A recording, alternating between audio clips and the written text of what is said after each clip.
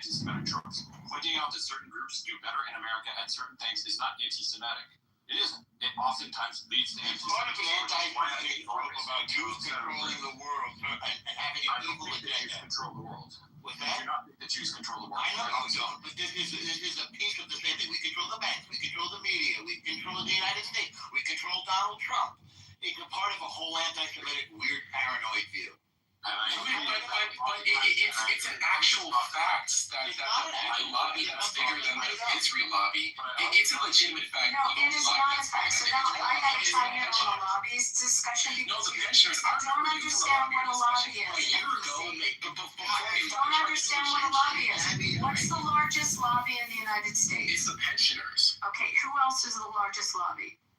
Teachers. Who else? Teachers, and then Israel is either 3 or 4. Israel is about number 40 or 50. It's not 40 or 50. Insurance, it's the prescription drug companies, it's insurance, it's the NRA. Do you want to go through the list? No.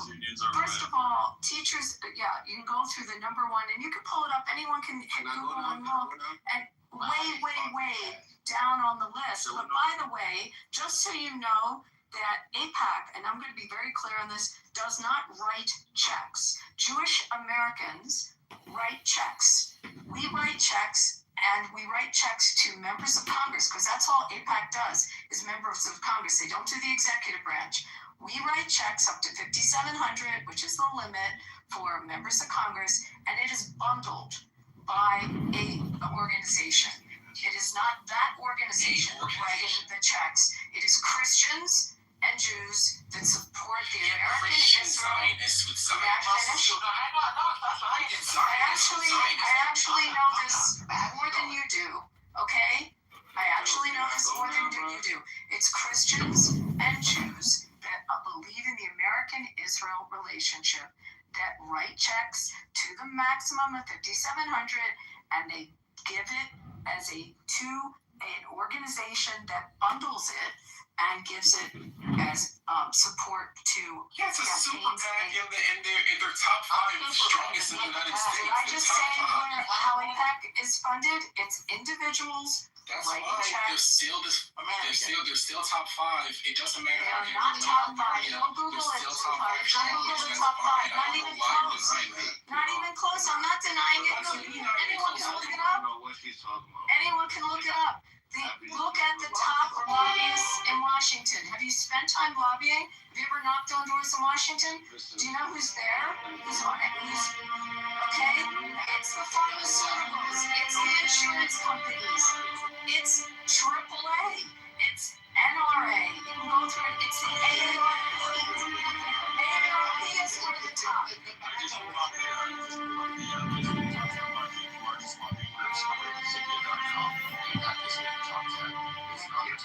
Not even in the top 20. Association of Realtors, which we all know is a Jewish group, give me a fucking break. And the American Chamber of Commerce is number 2. Manufacturers of America is number 3. American Hospital Association is number 4. Blue Cross Blue Shield is number 5. So again, not AIPAC. Keep going, Ben, because there's lots of other ones. Number 6. American Medical Association is number 7. Number 8, Amazon. Again, I guess a Jewish front group, according to this jokester.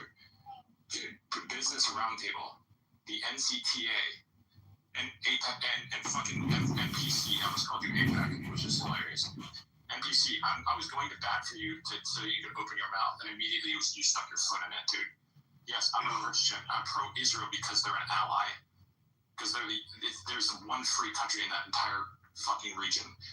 There's one free country. That's it. Let me go and say they reflect American values and interests and defend us, and we can trust them. Let me go. And I will tell you, it's a very important thing. As Ben says, lobbying is a great thing. It's part of your First Amendment, and you should all exercise your right to petition the government. Cass, go ahead. Let's hear from you. Okay, Cass, you've been waiting patiently. Thank you. Why do I have to wait that long? Because other people were talking. Now is your I apologize that you had to wait for 10 minutes. It's cool though. It was like 20 minutes, but I'm sorry. I'm gonna make it short though. I don't know why people are saying or missing the point when they say Jews around the world. It has nothing to do with just Jews being good at things. It has something to do with the intention of how and why they want the position they have and how they got it. We all want that position. But let me go though, bro. A lot of corruption, a lot of lies throughout history. They've done a lot of bad things. Now I'm not talking about all Jews. The structure is Jewish people are real people, and the folks who have people posing as Jewish people. So they're not. That is not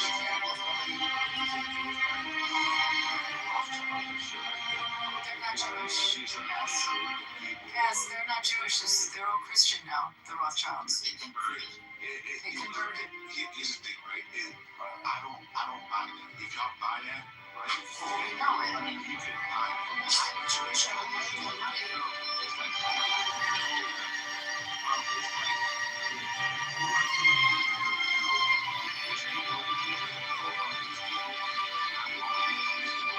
real. It's just a facade. People don't know facades. Where did that information come from? Have you ever met a Rothschild? Here's the thing, right? Here's the thing, right? Throughout history, it's not like people are just saying this now.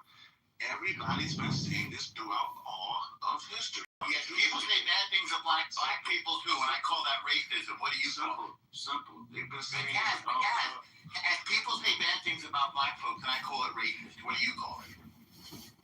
What do you mean? What's the point you're making? Well, you said the people say bad things about you. I call that racist.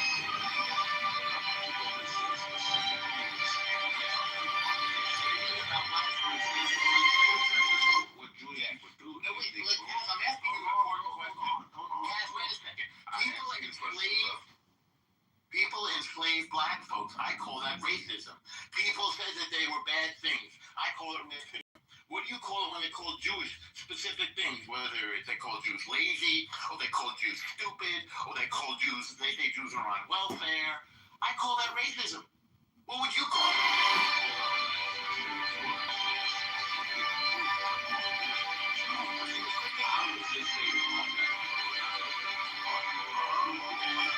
But All Jewish people are not like that. happen to run everything. Run what? They have bad intentions, and Who they have spread a a bad lot of pedophilia shit. Jonas Salk had a bad intention, Kaz? Did Jonas Salk have a bad intention, You Kaz? know, and then they want to lie about things like the Holocaust. You know, Albert Einstein had a bad intention, Kaz. they want to lie about the Holocaust. So do we say all people are like P. Diddy and Michael And Jackson? all these companies are already.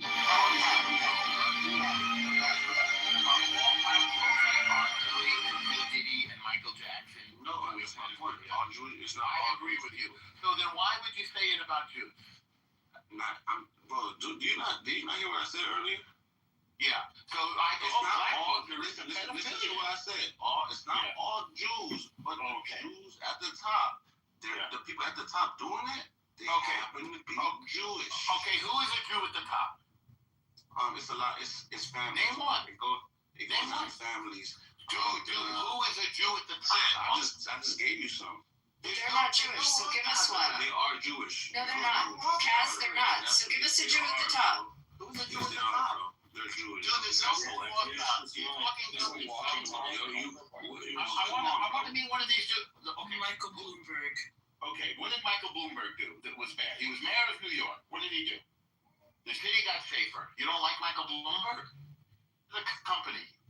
I don't know. I don't live over there. I was trying to help him. What did he do? What did he do that bothered you? He said he did evil.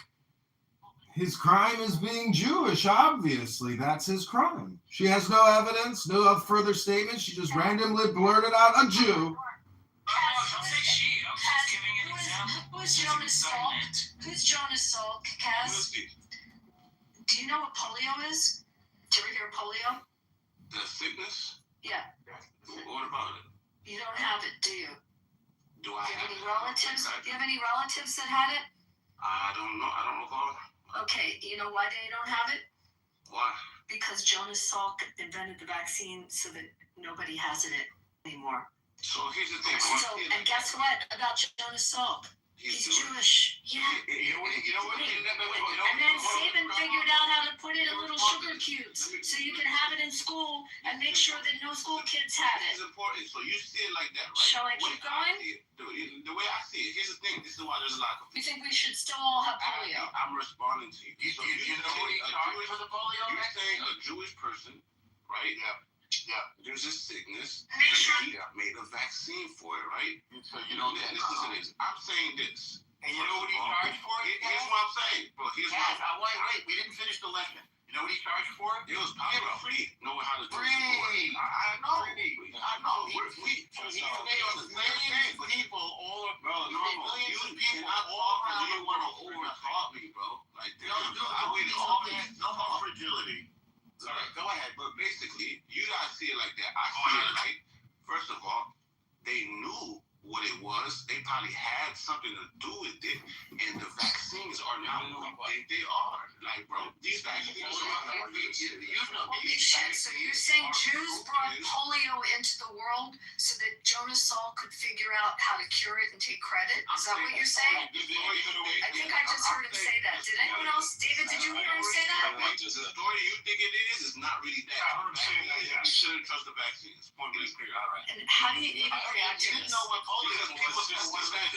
these vaccines. Again, ladies and gentlemen, this is where the choice of you wanting to listen to this shit comes into play. It's a you problem if you want to listen to it at this point. Okay, so it's just like, I'm not trolling at all. This is what you actually they create the problem. Yeah, he's like incredibly anti-Semitic, like honestly. Why? Just because they want to That's what happened. That's what happened. Look at the Epsteins. They're all. Epstein's not tied to these people. You just said all of the Epsteins, guys. Literally just said all of the Epsteins. I said, look at Epstein. No, you said look at all of the I Epsteins. said, look at Epstein. Okay, all right. Let's go one at a time. Let's try to elevate the conversation a little bit. For the record, no, Jews did not invent polio. Jews did create polio You would vaccine. know if they did. Yes, Of course. They wouldn't put it in. there's no such thing as inventing polio. It's a natural. No, but you guys did. But normal, you guys did invent the transgender What are you surgery. talking about? Y'all push that transgender shit. Let's move on. All right, thank you for Let's be real about this. Let's move on. It's so unfortunate because, you know, this kind of rhetoric actually is like a double-edged sword. It like hurts you guys, like the Jewish people in the room, to keep hearing this kind of narrative, and it simultaneously just stabilizes like all of your contributions. Well, that's why I like to say reading poetry on Clubhouse is extremely valuable, because if all you did was listen to our words all day long, well, then you too might become an R word. Your audiobook that you choose to listen to is important. Therefore, use discernment and discrimination to know how much is too much Clubhouse. Hello? Here's my big issue with a lot of this stuff. It's what's happening is that they're creating unfalsifiable arguments. I mean, when I say they, I'm going to be specific here. I mean, anti-Semites like Kaz. When he says they, he roughly means the Jews, but apparently not all Jews. But what he's doing is he's creating an unfalsifiable argument. So if you just go, oh yeah, hey, what you're saying is totally insane, so let's follow it. Then he goes, okay, well, so again with the polio vaccine, like, oh, the polio vaccine was invented by a Jew. And then he goes, oh, well, then polio must have been invented by a Jew. You see this again. This is not exclusive to Kaz. This is like other people who are anti-Semitic as well. When you call them out and say, hey, what you're saying is insane. Oh, Yeah, you actually are, dude. No. Like saying that the estimated number of deaths during the Holocaust is a lie. That's anti-Semitic, bro. It's literally textbook anti-Semitism. But I've heard numbers as high as 18 million. No, but that's not the direction he's going in, VP, and let's not be intellectually dishonest. Please, let's not be intellectually dishonest and giving. What do you mean? No, like giving Kaz credit. It's as high as 18. But we're talking about the person here right now. And the person here right now, those estimates go down and not up. So please, let's not be intellectually dishonest. But I genuinely think that the mainstream numbers are overrepresented. Oh, here we go again with overrepresentation of Holocaust victims. Why do we tolerate these people? I do not know.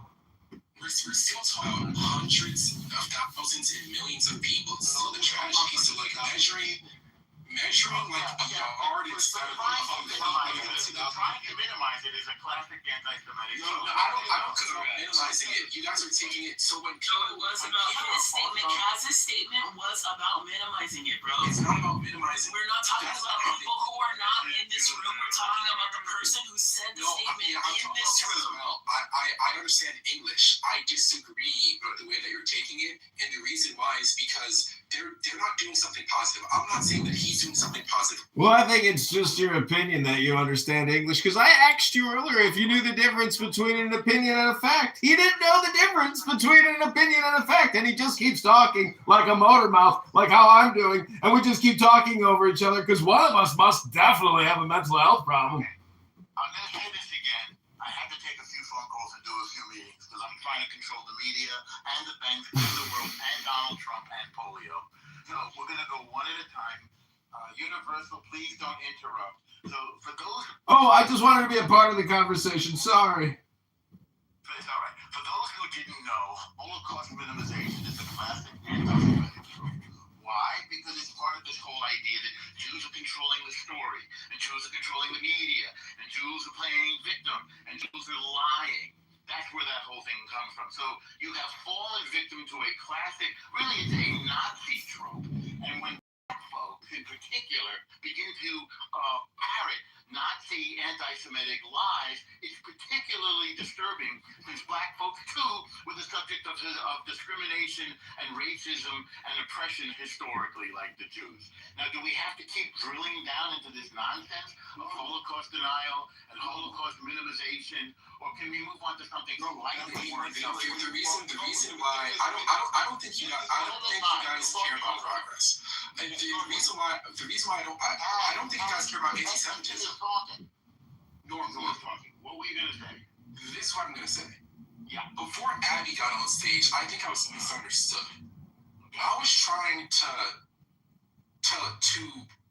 basically build a bridge with not just Jewish, but have a conversation with some Jewish folk and kind of tell them, hey, there's a lot of people that you guys are calling anti-Semitic that are not anti-Semitic. This is the worst thing that you can do because it helps the conspiracy theorists. It helps the conspiracy theorists because when you start to deny, oh, we're not overrepresented in the media, or if you say that Jews are overrepresented in the media, you have to feel like you're committing a crime. Like, there's certain things that you guys are doing that aren't strategic in my point of view, and that gives people like Kaz more credibility because you guys can't even have conversations. You can't even have conversations. Hang on. Do you remember welfare queens? Remember that term? What does welfare queens have to do with? That was from Ronald Reagan. Ronald Reagan. Yeah, I wasn't alive during that time. I know you were alive during that time, thank God, but I wasn't alive to witness. I wasn't alive either, but I know that term. Yeah, but what does that have to do with being like? He's talking about the proselytization. He's talking about the proselytization of propaganda. Too. If you're against it Israel, you're also an anti-Semite. Like, it's an anti-black trope. It says that black folks are overrepresented in welfare. But they are. But they are. I agree. This is what you don't understand. They are. I agree. We're talking to people that agree with shit. Like, yes, they are. But you were alive during the Holocaust. How could he even know about it? Look at him. That's a lie. That's a new standard for knowing about something. Is this news you know, Normal, that black people are overrepresented when it comes to wealth? One at a time now, everybody. We can't all hear ourselves if everybody's talking at the same time. Moderators, let's just do it one at a time. If somebody wants to talk out of turn, just put them in the goo, because nobody can hear everybody talking at the same time. It's like a bang room. There's no point in everybody talking at the same time. Norm, did you just learn something today? Norm, you gotta control. No, I'm trying to teach you about racism, and you're proving impervious. But here's the thing, Norm. So why don't you try a different Oh strategy? my God. People say this, right? People say people are racist against white people. Black people don't like white people, right? And I tell them, do you realize only a small majority of Black people don't like white people. Where do you get that from? Bro, can you shut the fuck up? Please. Like, Oh, you can shut the fuck up. You just look like a thumb, nigga. Shut the Who is fuck that up. talking? TC, please You don't are worry about dumb, bitch. Like the fuck you cutting. You like a thumb. Dicks. Oh, boy, now we got black people on black people. And I tell black people, like, bro, you realize only a small percentage of white people owned slaves back then, right? I'm that type of person. I'm not caping for anybody. And I'm telling you, that 6 million Jews, that's been a folktale in the Jewish community. Not a folktale. Listen, let me land it, bro. Before you cut it, bro, I'm here to listen to you, bro. Just let me say what I'm saying, bro. Okay. All right. I mean, and I thank you for your participation. It's enough already. It's a folktale. It's a lie. It's a Jews it's enough already. I've heard enough nonsense from this guy. I'm here to tell you that it's a folktale. Okay, it didn't happen, right? I mean, my mother lived through it, but she must have been dreaming. And by the way, all those dead Jews, any minute now they're just resting, and any minute now they're fixing to get up and walk. So, thank God for that. They're all coming back to life. It was all a big misunderstanding. The craziest part, Norm, is that it's the most documented thing ever. These motherfucking Nazis, they were proud of it. They didn't deny it when they were put on trial. They said we were following orders. They didn't say we didn't do it. It's the most documented thing of all time. It's like October 7th. The terrorists would go out there and they're videotaping themselves raping and killing people, and then people say, "Oh, they didn't do it." There's always going to be somebody. I mean, God bless Kanye. Kanye said that slavery was a choice. I guess this guy must agree with him that slavery was a choice. Yeah, but the the explanation thing is, when Kanye said that, I believe that people get to say like things that they believe in some instance. But at the end of the day, y'all can talk all the shit y'all want, but people notice patterns. At the end of the day, we got pattern recognition seekers, distributors of hate speech like NPC, low IQ baboons that don't read poetry. NPC, what's the last poem you read? You're going to start alienating people who just have questions. Yeah, When you alienate people who just have questions, it makes the people you're just trying to promote people. conspiracy You theories. just want to promote people. You're trying to promote Jews when you say the Holocaust didn't happen or it's a folktale 6 million Oh my gosh, You don't have a source for that. Yeah, NPC didn't say that.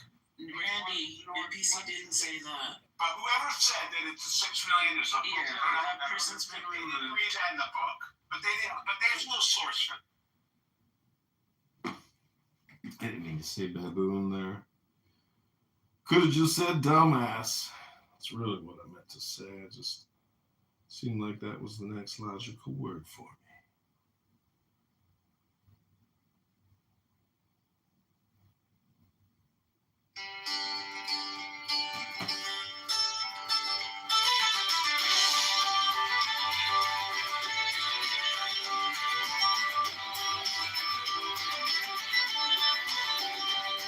Chicago Mayor Brandon Johnson is a fraud.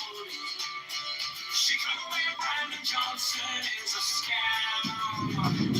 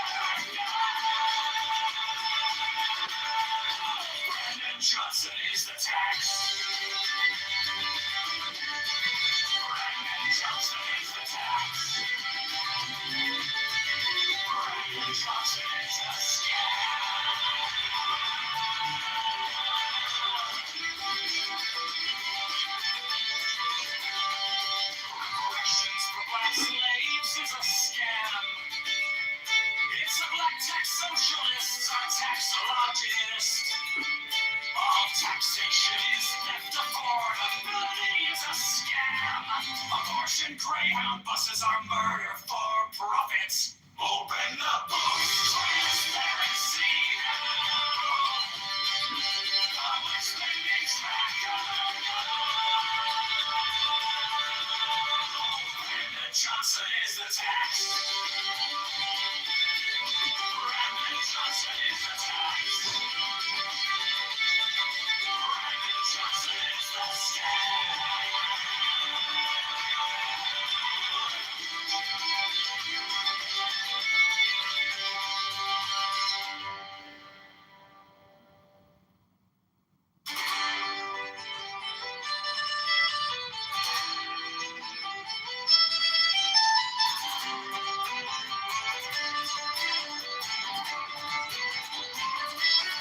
Chicago Mayor Brandon Johnson is a fraud.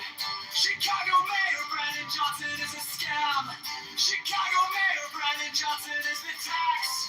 Chicago Mayor Brandon Johnson is a liar. Chicago Mayor Brandon Johnson is a criminal. $1 million to give to crony none. Fargo 62 is a mafia propaganda. Organization for Ability is a scam. Brandon Johnson is the tax. Open the books, transparency now. Spending tracker now. Brandon Johnson is the tax. Brandon Johnson is the scam.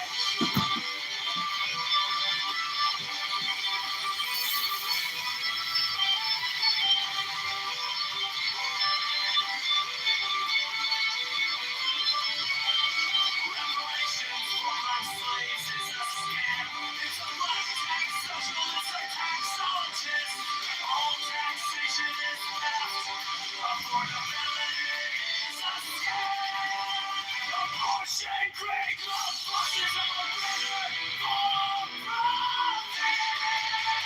Open the most transparency now. Spending tracker now. Brandon Johnson is the tax. Brandon Johnson is the scam.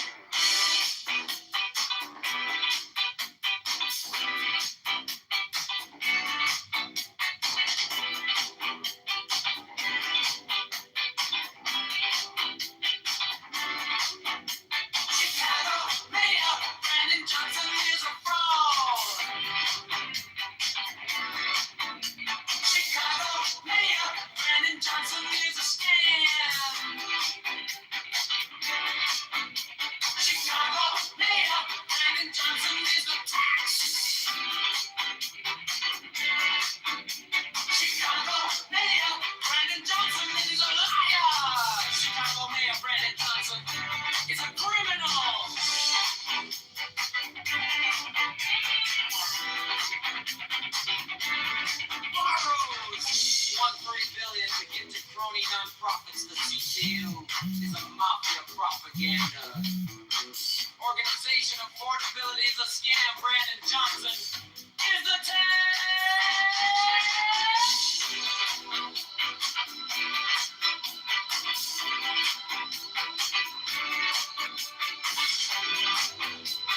Open the books, transparency. No! Public spending tracker. No! Brandon Johnson is the tax. Brandon spending tracker. No! Brandon Johnson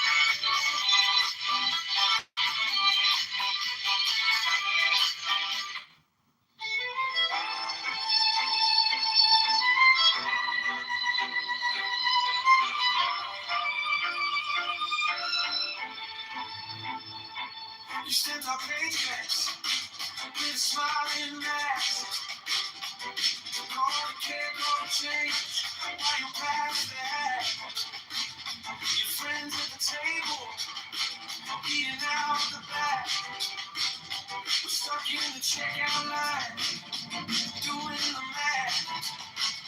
You bought a mountain full of parking lot dreams, and you think on the dollar like it's free, free, free. We wake up to letters with the red ink screen. Every promise on paper feels cheap to me. Brandon Johnson is a tag. We're the ones who pay it back. All for the building on the stairs. Cash goes up and locked in. All straight up, no books right now. Stolen numbers now, right now. Transparency on every track. Brandon Johnson is a tag.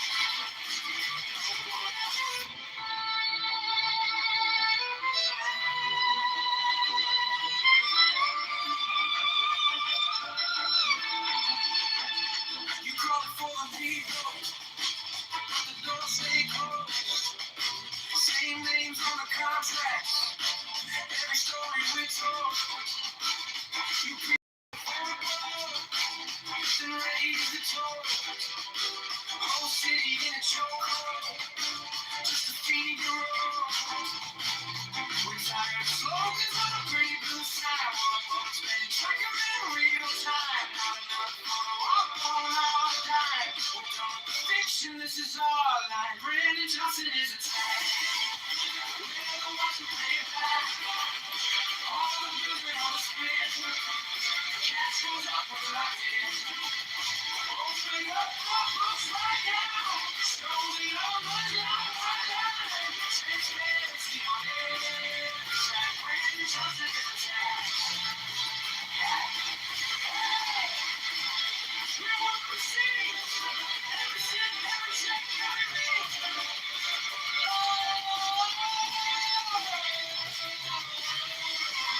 Turn the lights to see the hills, to the cracks, to the shadows, pull back, pull back.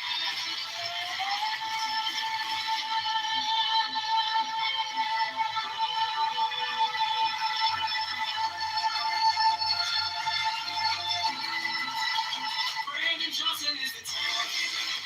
We're the ones who pay it back. All the bills and all the spit. Cash goes out, we're locked in. Open up, no books right now. Stolen numbers now, right now.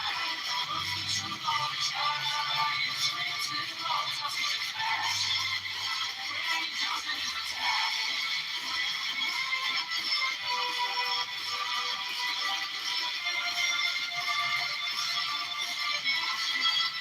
Brandon Johnson is the tag.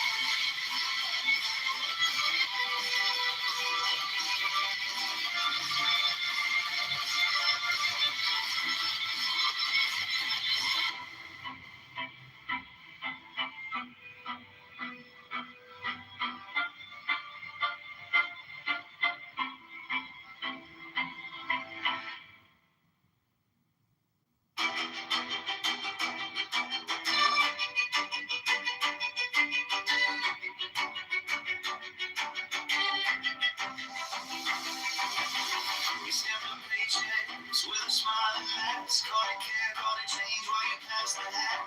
Your friends at the table eating out the back. We're stuck in the checkout line, doing the math. You borrowed a mountain for a parking lot dream. Sign your name on the dime, like it's free, free, free. We wake up to letters with the red screams. Every promise on paper feels cheap to me. Brandon Johnson is a tag. We're the ones who pay it back. All the bills and all the spit. Cash goes out, we're locked in. Open up the books right now. Show the numbers, let them ride. Transparency on every track. Brandon Johnson is a tag. Calling for the people, but the doors stay closed. Same names on the contracts, every story was told. You preach about affordable, then raise the toll. Whole city in a chokehold, just to figure it out. We're tired of slogans on a pretty blue sign. While the public spending tracker in real time. Not another photo out on our dime. We're done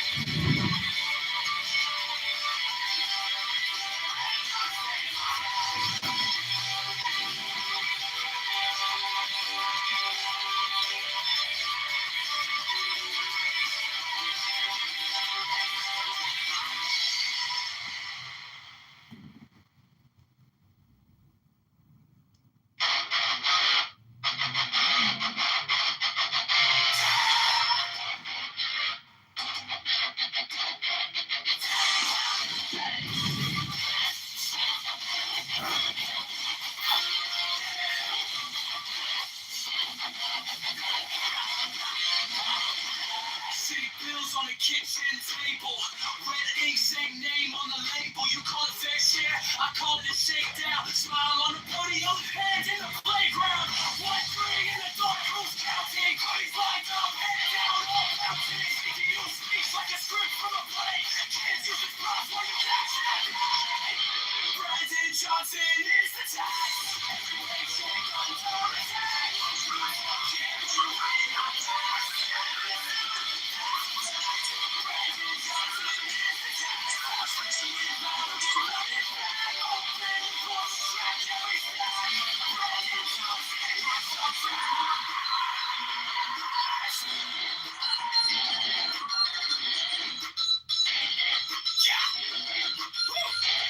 Affordability, just a slogan on a flyer. Rent grind higher while you call me as a liar. You brand every critic and then who do you host? While fellas do the math and get that cost. Middle man, we're a big bang riot. Friends get fed, face no riot. You promise life, just get a fan. We're paying out, you got your head. Brandon Johnson is the tag.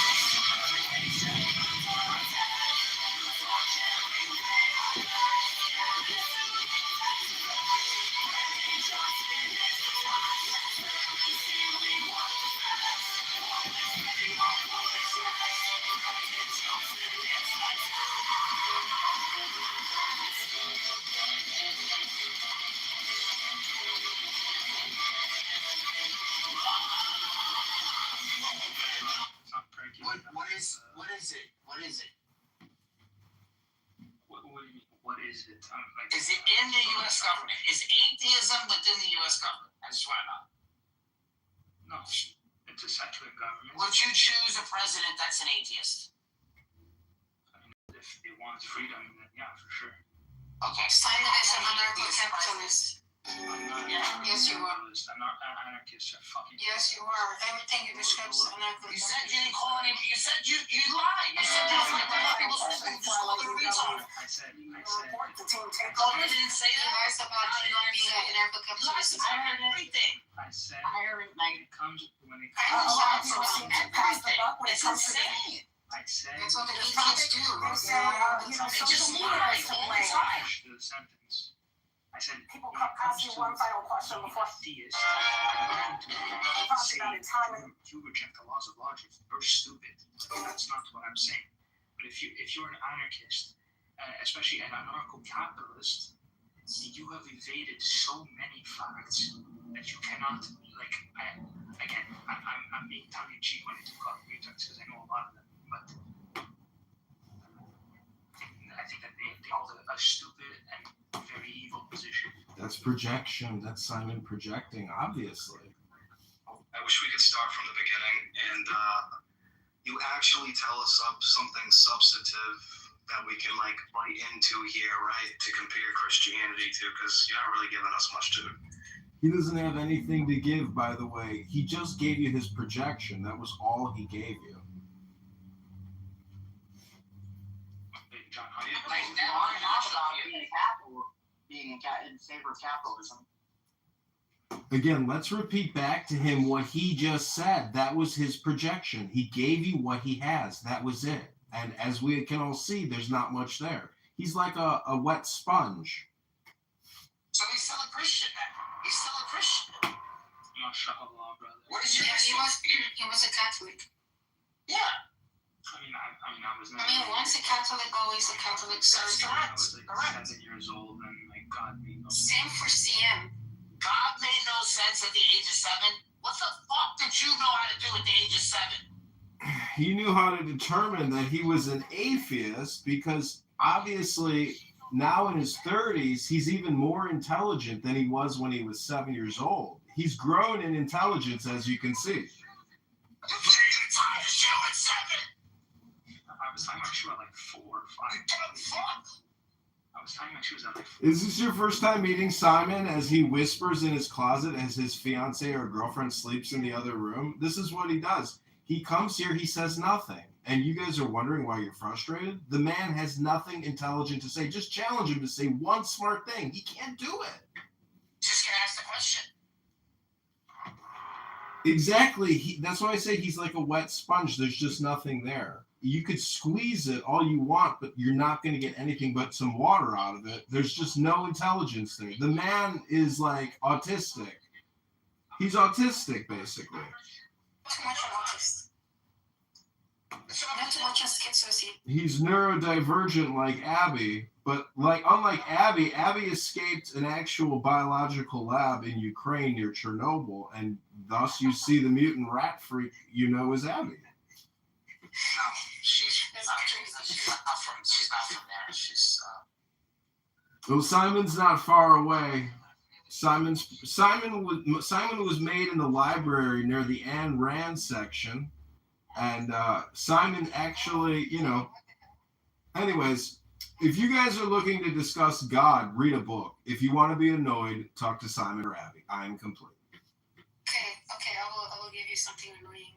Simon thinks he eats 7,000 calories a day and still lose weight. 7,000.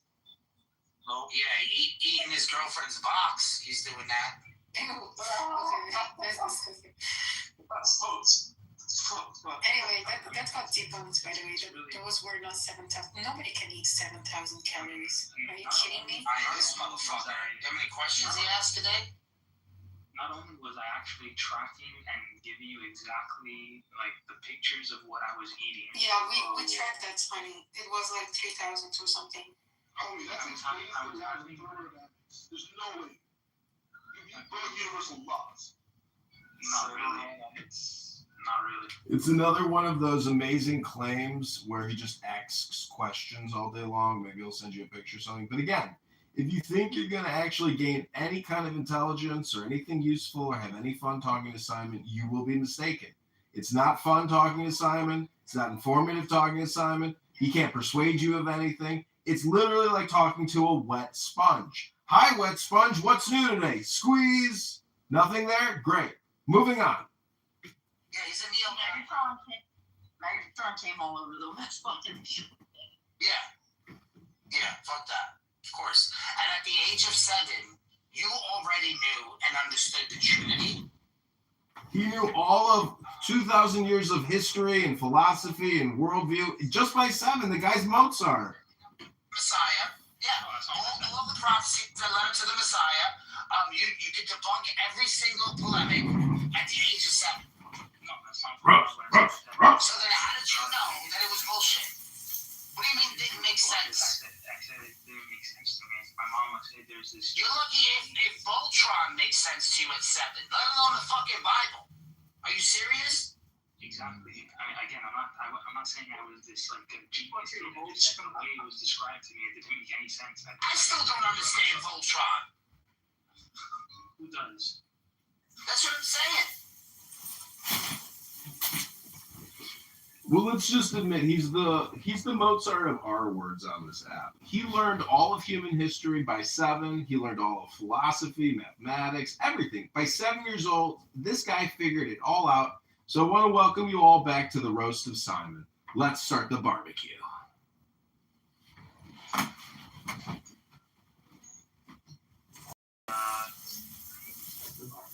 not a Christian because at the age of 7, Thomas Aquinas was just so boring.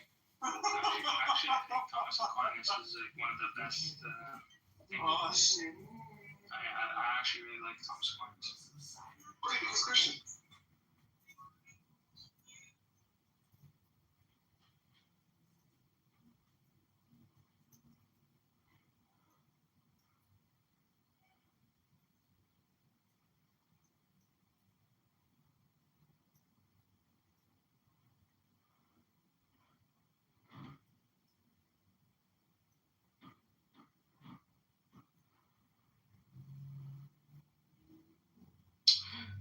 All right, Simon.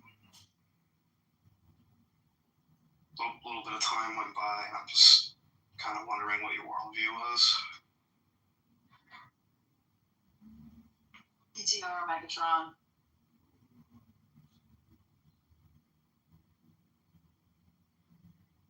He is an objectivist while being very subjective.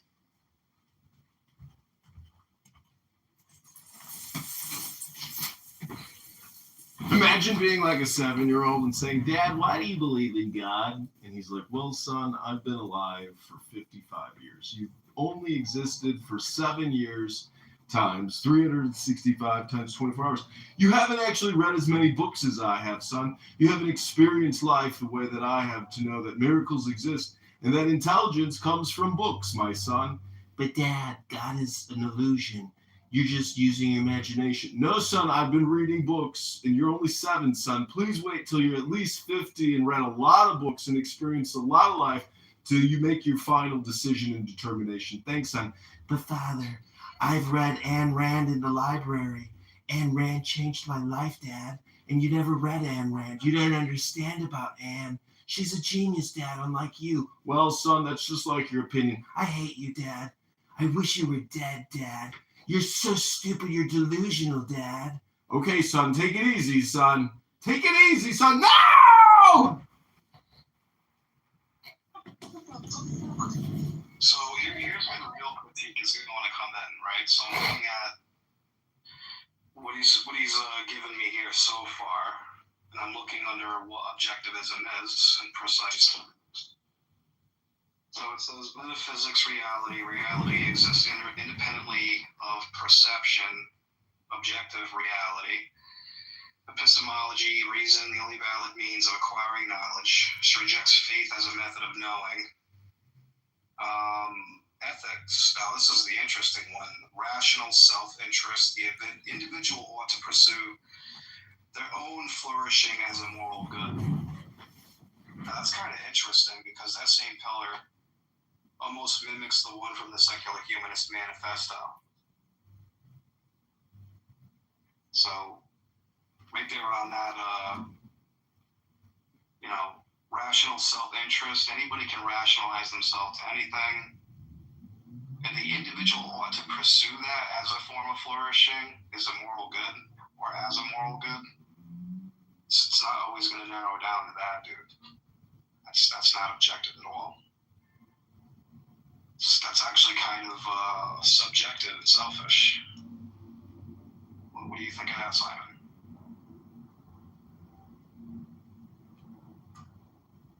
Currently editing a video and my girlfriend is in the other room sleeping, so I'll have to whisper. But if you haven't read Ayn Rand yet and determined the difference between object and subject and object, then you don't know how words work, and I don't have enough time to explain it to you. Sorry, my girlfriend's sleeping, and I gotta whisper anyhow. You know what we should do, though, Universe? We should study her for like a week, and I guarantee we'll know more about her in a week than he's known the whole time. You want to do it, Universe? Let's see who can reach. Let's see who can reach the epic levels first. All right, when do we start it? Start it now? Start it now. I'm not home, so you're gonna have it ahead. Honestly, actually, really. Someone please buying a book. He's buying her book right now. I guarantee you, scumbag. He's buying her book right now. Piece of shit. And don't buy it on Kindle either. That's cheaping out. Because then he doesn't have to wait for it to deliver it to his house. He's gonna have it within 2 minutes. Fuck. I'm not even home yet. Rabbi, do you think you could know more about objectivism than Simon in a little time? Because this is his worldviews, this objectivism, and this woman Ayn Rand. Is that her name? Ayn Rand? No, Ayn Rand. I'm buying the book right now. It's called Objectivism, The Philosophy of Ayn Rand by Leonard Akoff. When we read this book, Simon will become so irrelevant, he'll just disappear. Yeah, we're gonna know, and what's today, Monday? Yeah, by Friday, we have to give a full piece to stuff. So, I mean, if you guys actually do that, I would be really I could do impressed. this. I can do this. Yeah, I'm gonna know more about this view than you do in a week. Okay, Guarantee it. I've been studying it formally for like 8 years, but okay. Have you? Yeah. 8 years. Well, some people read the Bible their whole lives and they never even understand it. So what does that tell us exactly, Dr. Simon? You kept that to yourself. Okay, I just bought the book, Ayn Rand Library, the Ayn Rand Lexicon, Objectivism from A to Z, and we're going to test Simon's knowledge of Ayn Rand philosophy. No, we're going to debate him on it. We're going to own him on it. Like, I'm going to become an objectivist by Friday. Sure, let's do it. I agree. I can't wait to see Simon disappear. Wednesday morning, I'm going to be debating Universe on this. Like, Luke just bought another Ayn Rand book for $4 called The Virtue of Selfishness, the 50th Anniversary Edition. Have you read The Virtue of Selfishness, Simon?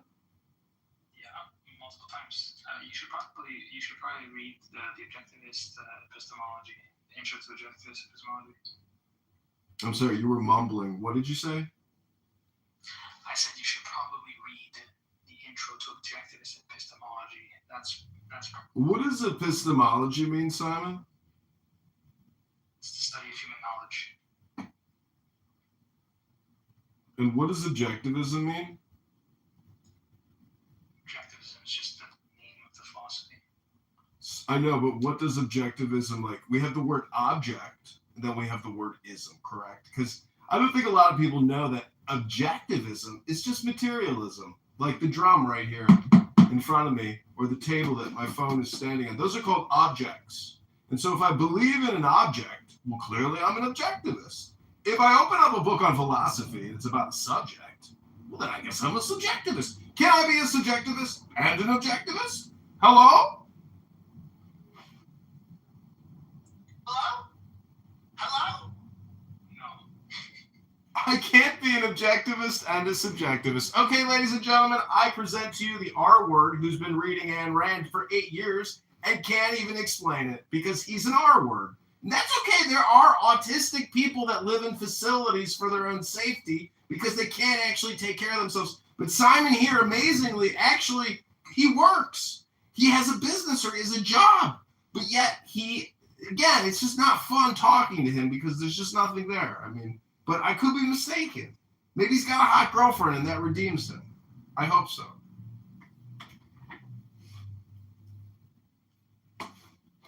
7,000 calories eating box. I mean, shit.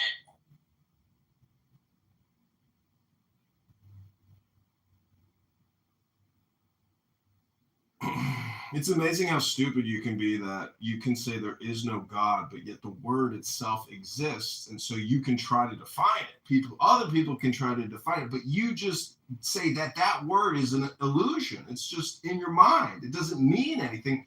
Meanwhile, the word God itself can be translated into so many different words. What we're really doing is dealing with highly argumentative people that hate your choice of words or opinions of words. And these are stupid retards, ladies and gentlemen. People that should be despised in society because they're so obnoxious and so stupid and so fucking petty and retarded like Simon.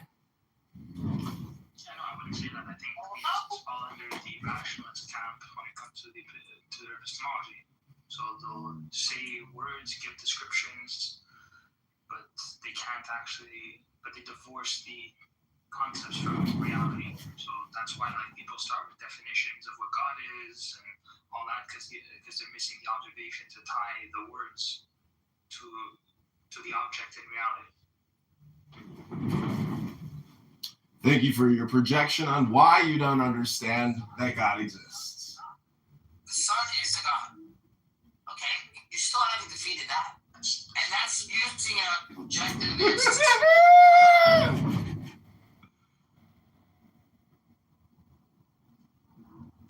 Using what? Sorry, you completely cut out.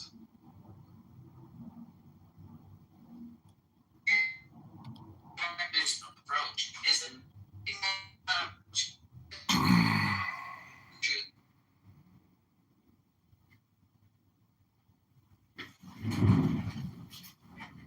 Well, the sun is not a god because the sun is the source of all light, and without the energy and the warmth, we wouldn't have life here on Earth.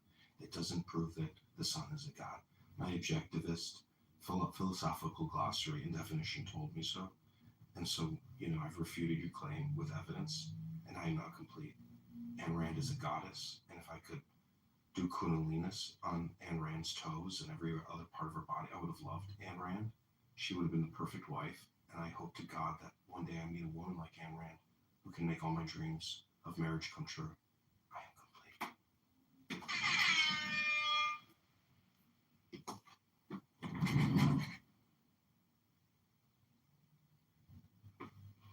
It's a good thing to be selfish, and if everyone was selfish, then there wouldn't be any selfishness in the world, and no one would try to commit crimes or do anything evil or wicked or harm other people or abuse other people, because everybody would be practicing their own form of selfishness. I am complete. Mr. Universe, why is it when I say this son is a god, they're like, well, that can't be a god because he doesn't have a personality or a person? What is that? I think it's just because people aren't objectivists and they don't understand science and laws of nature and mathematics and philosophy and chemistry and biology, and therefore we have a failure to communicate true definitions. I'm complete. Wait, math, logic, those things are transcendent. So obviously I could just use that as a god also. I know, but you have to present evidence to support your hypothesis. If your experiment can't be repeated, well, then it's not the scientific method. Without the scientific method, we don't know what is true. That's just your opinion. You don't understand the difference between truth and opinion. They're eternal. They're unchanging. Then I think we have to first define what is the difference between truth and opinion. Truth is based on facts. But is it your opinion that these are facts, or are the facts just merely opinions?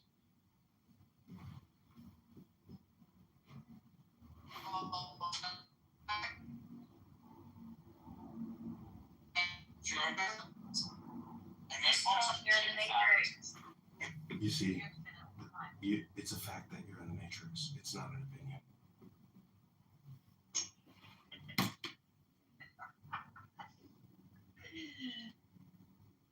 Ask you one final question before I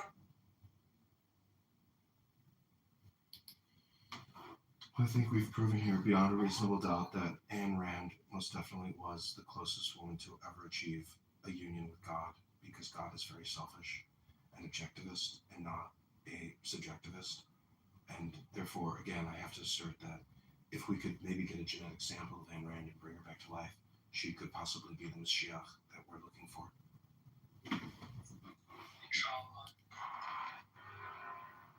Wait, so wait a second. So what view are you taking of hers? Because I'm taking the theistic view of Ayn Rand. I'm taking the studies on, how they apply the theist universe.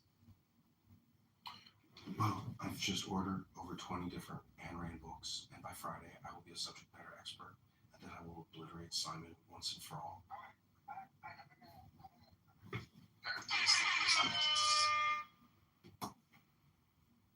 I haven't gotten home yet, so he's got a head start. That's why I gotta keep talking to him.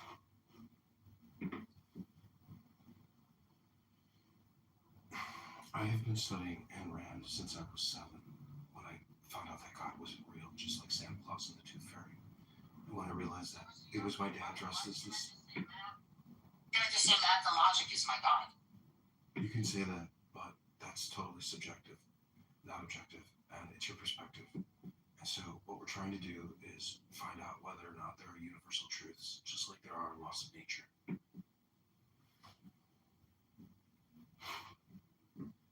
The laws of nature, yeah, sometimes they're universal. I don't even know you guys.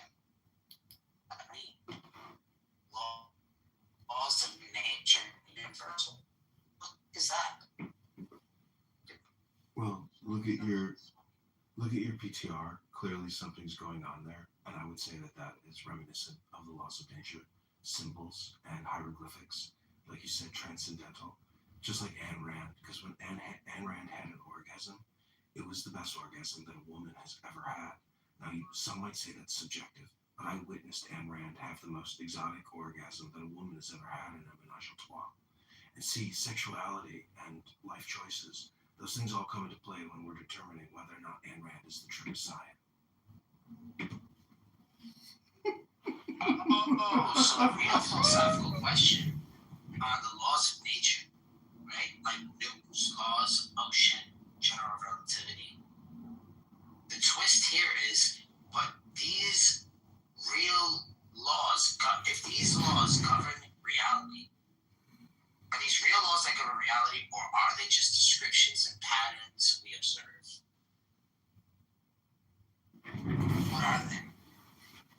Well, you could go in a ratchet-ass trench room, what we would call a bang room, and they will definitely say that they are pattern seekers and they recognize patterns. So since we all recognize patterns and people bring up the fact that they are pattern recognition seekers and pattern recognition observers, like everybody else, clearly they know the truth, my N-word. The science assumes universality, but it doesn't prove it. It doesn't prove it. Modern science runs on assumptions, like experiments done here apply everywhere. No, they don't apply everywhere. They don't. Well, have you ever taken the polio vaccine? Because I was just in a room with a Democratic APAC lawyer, Abby, and she was saying that the Jews cured polio, and then an African American gentleman said that the Jews also created polio. So who's right? Who's wrong? What's important? Okay, how do we measure the speed of light? Do you remember? Look it up. Is he still here? Hello? Hello? Isn't that just like the distance that it takes light to travel between point A to point B? Oh, wait. And back. And back? Whoever said anything about going back? Wait. No, we don't measure it that way, my friend. How do we measure it then? How do we measure it?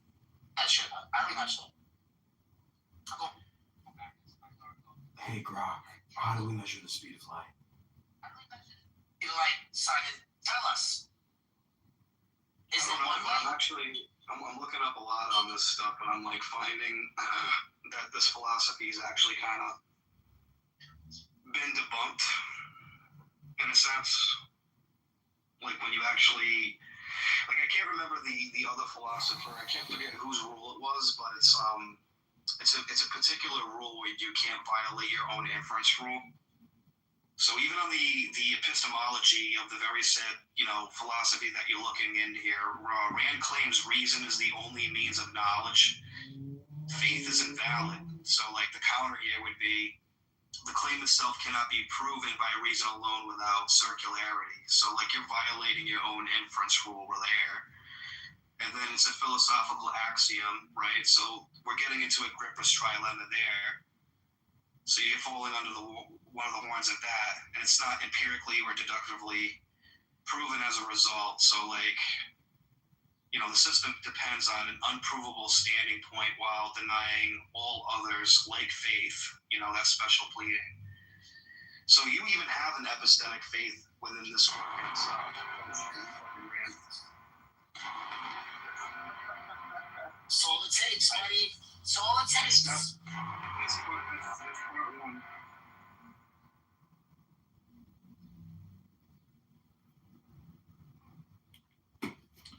Well, I don't really have the time right now to debate you on this. I'm busy with my girlfriend, and I gotta whisper so I don't wake her up so she doesn't break up with me. But what's important about Ayn Rand is that she was a publisher, and she wrote a lot of books about basically being selfish and conservative because the liberal left woke mob was just taking over society. That's what she looks like. Don't judge her book by its cover. Don't judge her book by its cover. No. You don't understand objectivism. And you haven't read enough. You're still just getting home. You haven't read enough Ayn Rand books yet. Saying that ethics based on rational interest, which I actually critiqued earlier, just kind of getting into it, but it says Rand says the moral good equals what advances the individual's life. So There it goes. if morality is grounded in self-interest, then that's conflict. If you have conflicting interests, no objective resolution based on conflicting interests or power or advantage can redefine rational. So you can push the line and say if two rational agents benefit from harming each other, what adjudicates that between them? That's the same shit in the fucking Secular Humanist Manifesto. I'm pretty sure, like this. It's not it's like rational self-interest, but it's like this democratic, like collective good for everybody type of thing that has the same kind of circular thing going for it. It's trannies living in a commune. That's all it is. That's what it is. That's what it turns. That's what it boils down to. Dude, I should make a music album called that. Trannies in a trailer park or something. Nazi. They call them Nazi trannies. So it's such an idiotic thing. Pinheads.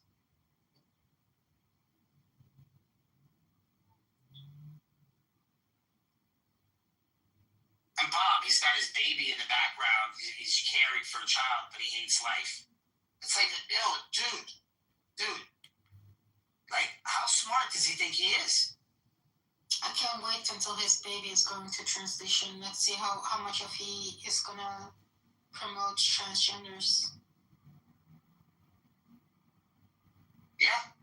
No, Abby, it's worse. These gay parents don't even want gay children. They want to have grandkids. Think about that. He has gay parents? No, I'm saying gay parents don't even want their kids to be gay. Yeah. That's not true. From an objectivist perspective, Ayn Rand would say that gay parents want their children to be happy, and that just because the parents are gay doesn't mean the children will be gay, and that they should pursue whatever sexuality that their soul tells them to pursue. And we've got Caleb down there who marries men underneath the chuppah, even though he's breaking Torah law, and he thinks he's just trying to make people happy, and he thinks he's doing good in the world, but really, he should try to teach them that why having, anal intercourse with another man, sucking another man's cock is like totally gay. And you should pursue a woman who will love you. And they should also understand that natural law means that man and woman together is the true symbol of God, because in the Zohar it says that where a man and a woman are united, there you will find the Holy Spirit, the Paraclete, the Shekhinah. And so if you truly want a union with God, or if you're a solipsist, or you believe in Gnosticism, you gotta get with a woman. You can't do it with a man's booty hole. Hello?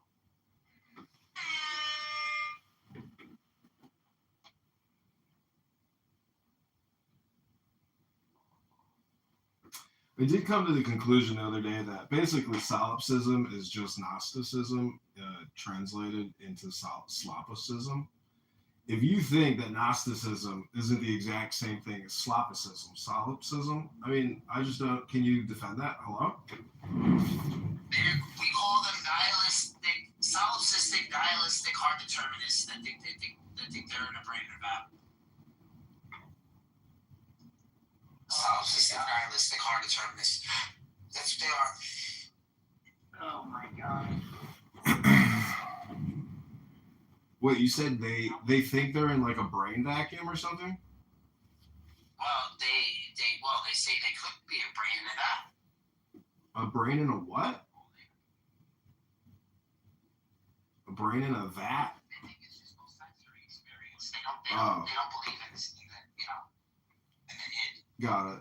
Well, you know what I really like is books, because books prove to me that time is a concept and that the now is all important. However, history books are a motherfucker, especially the ones that I'm looking at right now from 1946, because there are a lot of dumb motherfuckers on this app that want to say a lot of racist shit. But when I show them the books and I show them the pictures and all the research and the hard work that these publishers put into these books, it will prove beyond a reasonable doubt that they are trash and that they are just here projecting hate speech because they're losers. And I've got books. I'm not saying that I'm privileged. I'm saying I got books. And a lot of people on this app, they can go fuck themselves real bad. Fuck themselves real good, because they're pieces of trash. Human trash. Why did Simon leave? the captain audience. Can we, what should we call it, go over this woman's, metaphysics? Yeah, metaphysics. I think one of her philosophy is when you see a child drowning in the water, you're not gonna go save it. You're just gonna drown. So she wouldn't have a fence. She wouldn't have a fence around her pool if she has a child. No, like maybe natural water. She'll just let the child die.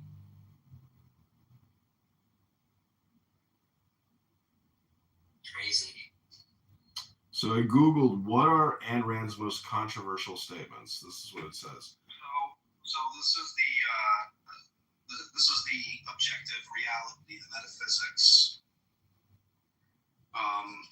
Objective reality doesn't lead to her ethics. Rand starts with reality is objective, fine, but that does not logically entail like capitalism, or it does not entail egoism. This is the gap you move from what is to what ought to be without justification. This is the ought problem famously articulated by David Hume.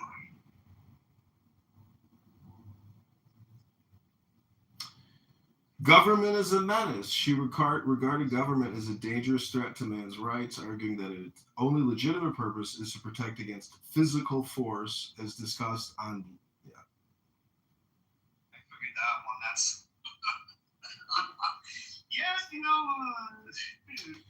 Also, on religion, she equated believing in God with not believing in life, claiming that placing a higher power above one's own life is a sign of lack of self-worth.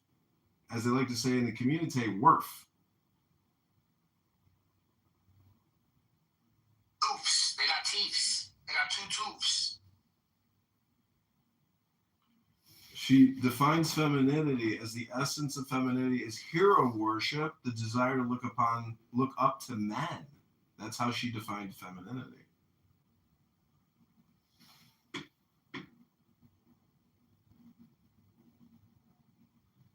She wrote, I swear by my life, my love of it, that I will never live for the sake of another man, nor ask another man to live for mine. That's from Atlas Shrugged.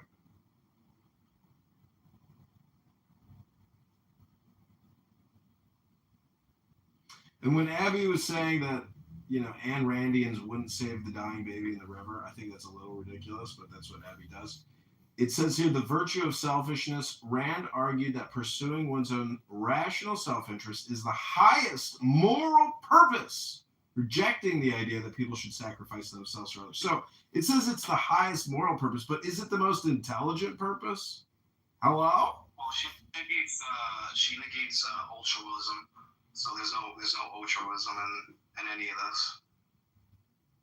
Oh, Steven's here. Oh, she didn't have any kids? She didn't have any kids? No, she had 16 abortions. Unfortunately, she couldn't menstruate after the 17th abortion. She was a big member of Planned Parenthood. She herself was an abortion doctor part-time. She got a pension from Planned Parenthood in 1965. Anyways. She couldn't marry a Muslim because then she'd have to go to the Ida period, and she would never get a period, so then she couldn't get married to a Muslim. Speaking about. They always think she's pregnant. Oh, here's the fucking critique on this. This kind of just this whole thing just reduces down to metaphysical individualism. So that's yeah. That's what I'm getting off of. I mean, isn't all of religion? I mean, I would hope that your transcendental religion would be personal, selfish metaphysicalism or transcendentalism. Or, anyways, what we're trying to say is, oh, Cora's here. Hi, Cora. Don't worry, Cora. I won't hit my bell. Welcome to Is Atheism and Ayn Rand a Worldview? It says A, not Ein. Well, Regal's kind of busy right now. Don't worry about it. Isn't Randianism like a view? I don't know. It's objectivism. That's what it's called. Yeah. Another word for atheism.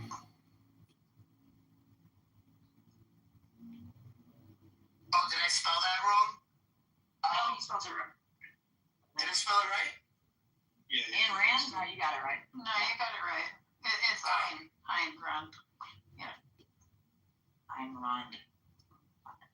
See, my complaint is that people just don't like the LARPers Club, the book club, the poetry club, the debate club. And so they just declare, there is no God but man, and that objectivism is the truth of the earth. But then that denies subjectivism, which is just subject. So if you just believe in object, but you don't believe in subject, well, then you must just be a deaf mute, a retard, a Down syndrome sufferer, someone who hates the book club. Hello? What if you think that self doesn't exist in like a real sense? It's just an illusion. No, I believe in the self with the little s and the self with the big There's S. no distinction between anything. When things are illusional, then there's no real distinction. Everything is just one. That's all the I don't think that follows though. Oh, it doesn't? No.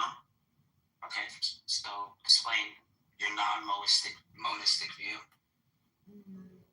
Because you can just say that it's like a monism with like emergent pluralities. So it's not actually one in terms of its essence. It's one in terms of its like negation or contradictory elements. Exactly. So it is what it's not? Well, yeah, that would be necessary to its identity. Yeah, that's crazy. It's not crazy if there are true contradictions.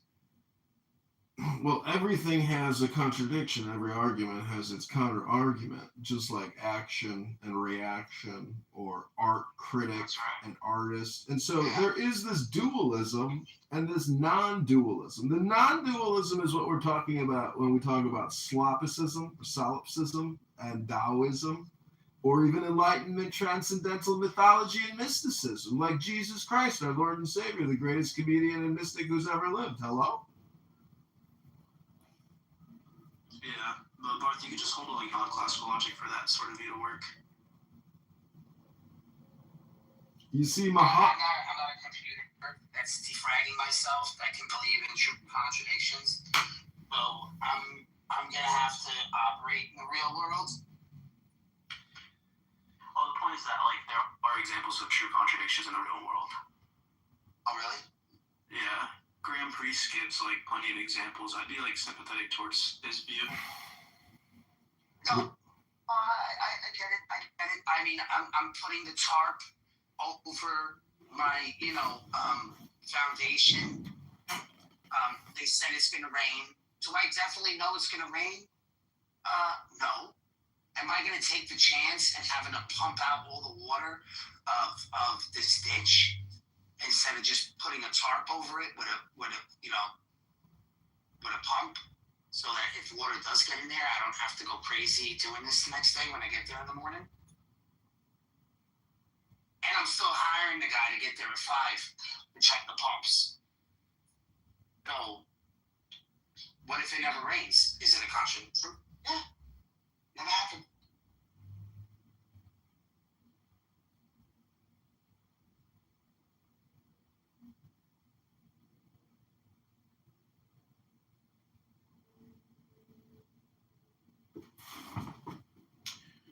Well, again, I just want to go back to the book club, meaning that there is a chemical or a literal biological experience that is happening, which is subconscious, which is the neurotransmitter in your brain as a result of using this app and having these conference calls with other people.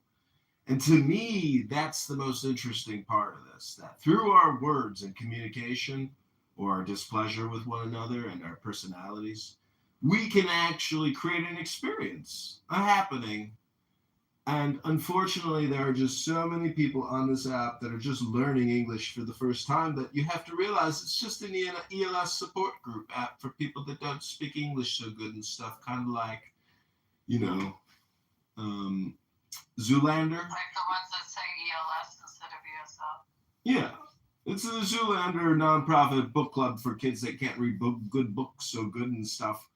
And so I have started a nonprofit here on this app and with the state of Illinois to raise money and help people read books again instead of talking endlessly to generate the dopamine.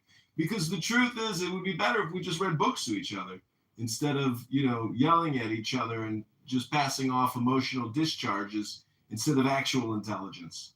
I am complete. Ooh, look at Kitty's PTR. You went full blue steel!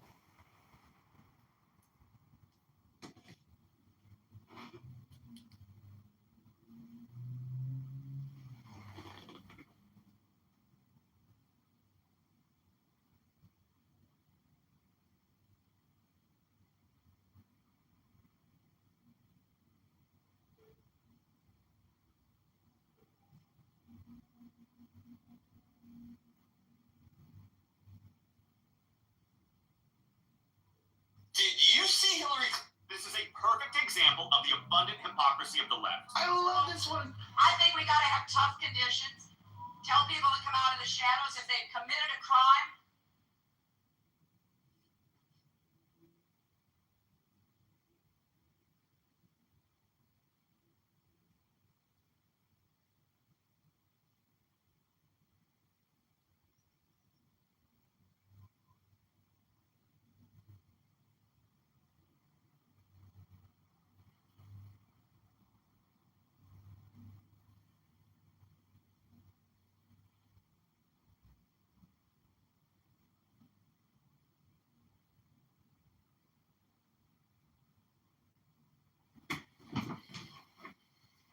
Well, it looks like we have achieved a catharsis of complete and total relaxation.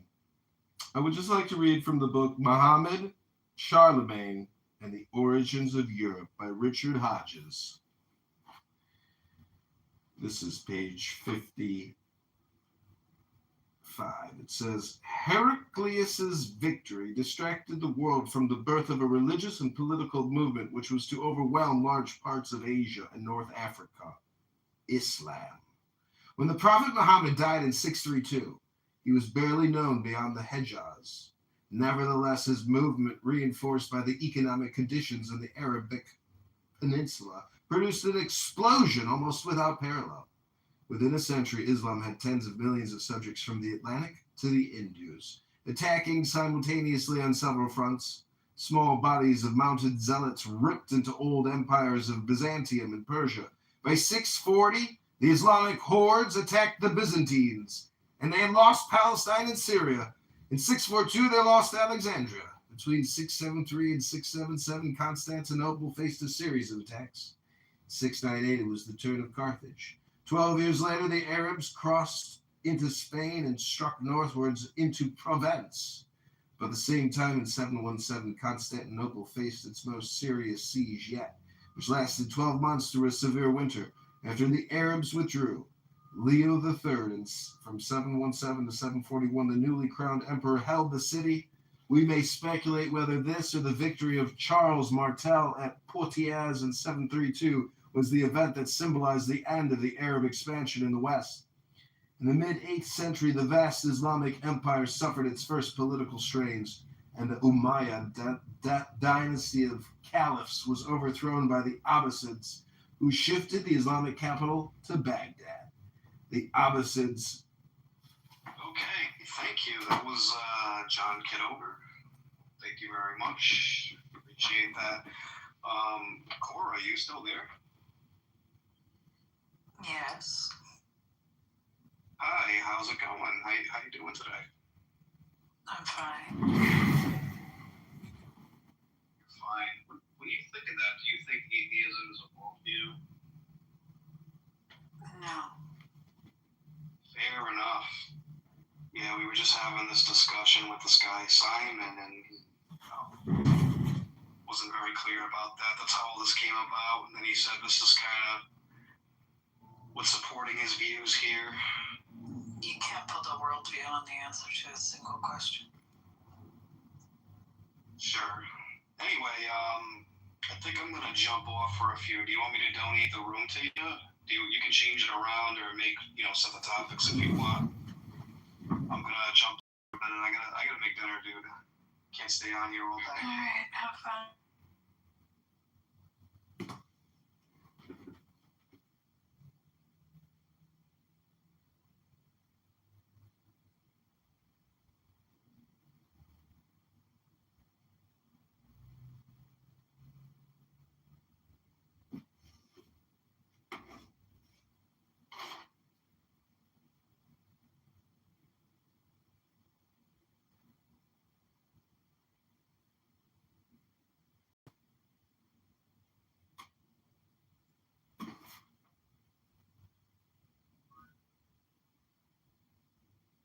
Hello?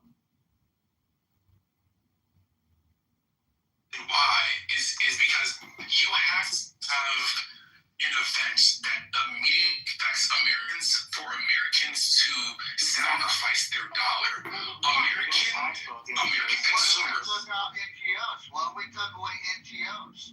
Think about it. If we took away NGOs, there'd be less confusion when it comes to moving around digits. My opinion. No, but it's still not realized. Excuse me, hold on, Mr. MPC. I do apologize for interrupting. But I'm hearing a lot of great dialogue talking about issues in California. But the big thing that needs to be brought up is why is taxation so aggressive over there? Because let's take the most simplistic thing, like we're talking about the forestry. Okay. Norm brought up a very critical thing. He even wrote a paper, he said, about it, by basically controlling the ecosystem by eliminating dead debris, which naturally is fuel for fires. Well, let's think about this. Why did they deny controlled burns to destroy it? Why? Because someone convinced a politician that it's going to be bad for the environment. And then you can trace it down to, have a good sense of humor. Break down everything that's asked from the state of California, from the federal government, or if not from the federal government, but asked in the taxes. And then if you look where it goes into that element, then do a FOIA report, a FISA report, and then realize, hey, why is it kicked to an NGO? Why is there multiple NGOs handling a specific subject? And then when you dive into it, why do we have third-party contractors coming in to do forestry surveying? Why do we have third-party contractors coming in doing biological, engineering or biological survey? Why are we third-party in it? Why? So that way we can find out where the money's being funneled. You're paying so much taxes. Because in my personal dumb opinion, and you guys probably going to tell me I'm dumb for saying it, is when you have NGOs, you have an excuse to move money around. That they're going to have to, instead of a FISA report, they're going to have to subpoena documents, subpoena the books, figure out where the money's getting tracked, and we all know that could be a 12 to 24-month process. That's simple as that. That's just my dumb opinion. Thank you for the 30 seconds. Well, where did the $25 billion for homelessness go? We don't even know. No, listen, it doesn't matter how much money the government wastes. It doesn't matter how inefficient. We have to keep coming up with examples. Anybody else have any examples? You have to prove how inefficient the government in California does. You have always anyone else have any examples? I care for goods. I don't know, because we don't care about pay. Because life is as simple, politics is as simple as this.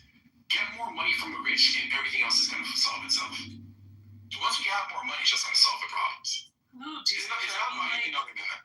Minimizing it down to just that is like being disingenuous about what's being said. It's management of more money and wealth. That's the problem. How do we manage it? How do we tax people with a lot of money? It's like it's something new.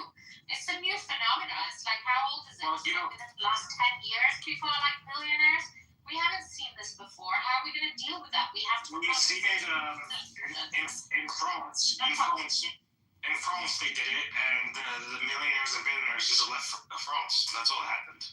Yeah, and like I don't know what people aren't living in reality. Someone just said that Elon Musk is the richest person on the planet. If you believe, the reason why my name is NBC is for people like you. If you believe that Elon Musk is the richest person on the planet on the planet doesn't even report their income, and they're probably somewhere in Saudi Arabia or some shit. Like, this is what I'm talking about. Like, when I say these like really, really extreme things, that's what y'all is saying. Because when you guys talk about taxing people, you speak in a way as if the government, whether federal or state, has a track history of using that money effectively. If this was like fucking like a Robin Hood, if this was a situation where you're actually taking from the rich and giving to the poor, maybe you could justify it, but that's not even happening. You talk as if that's happening. The government takes $1, it spits out a nickel, gives a nickel to the poor person, and then the 95 cents goes somewhere else.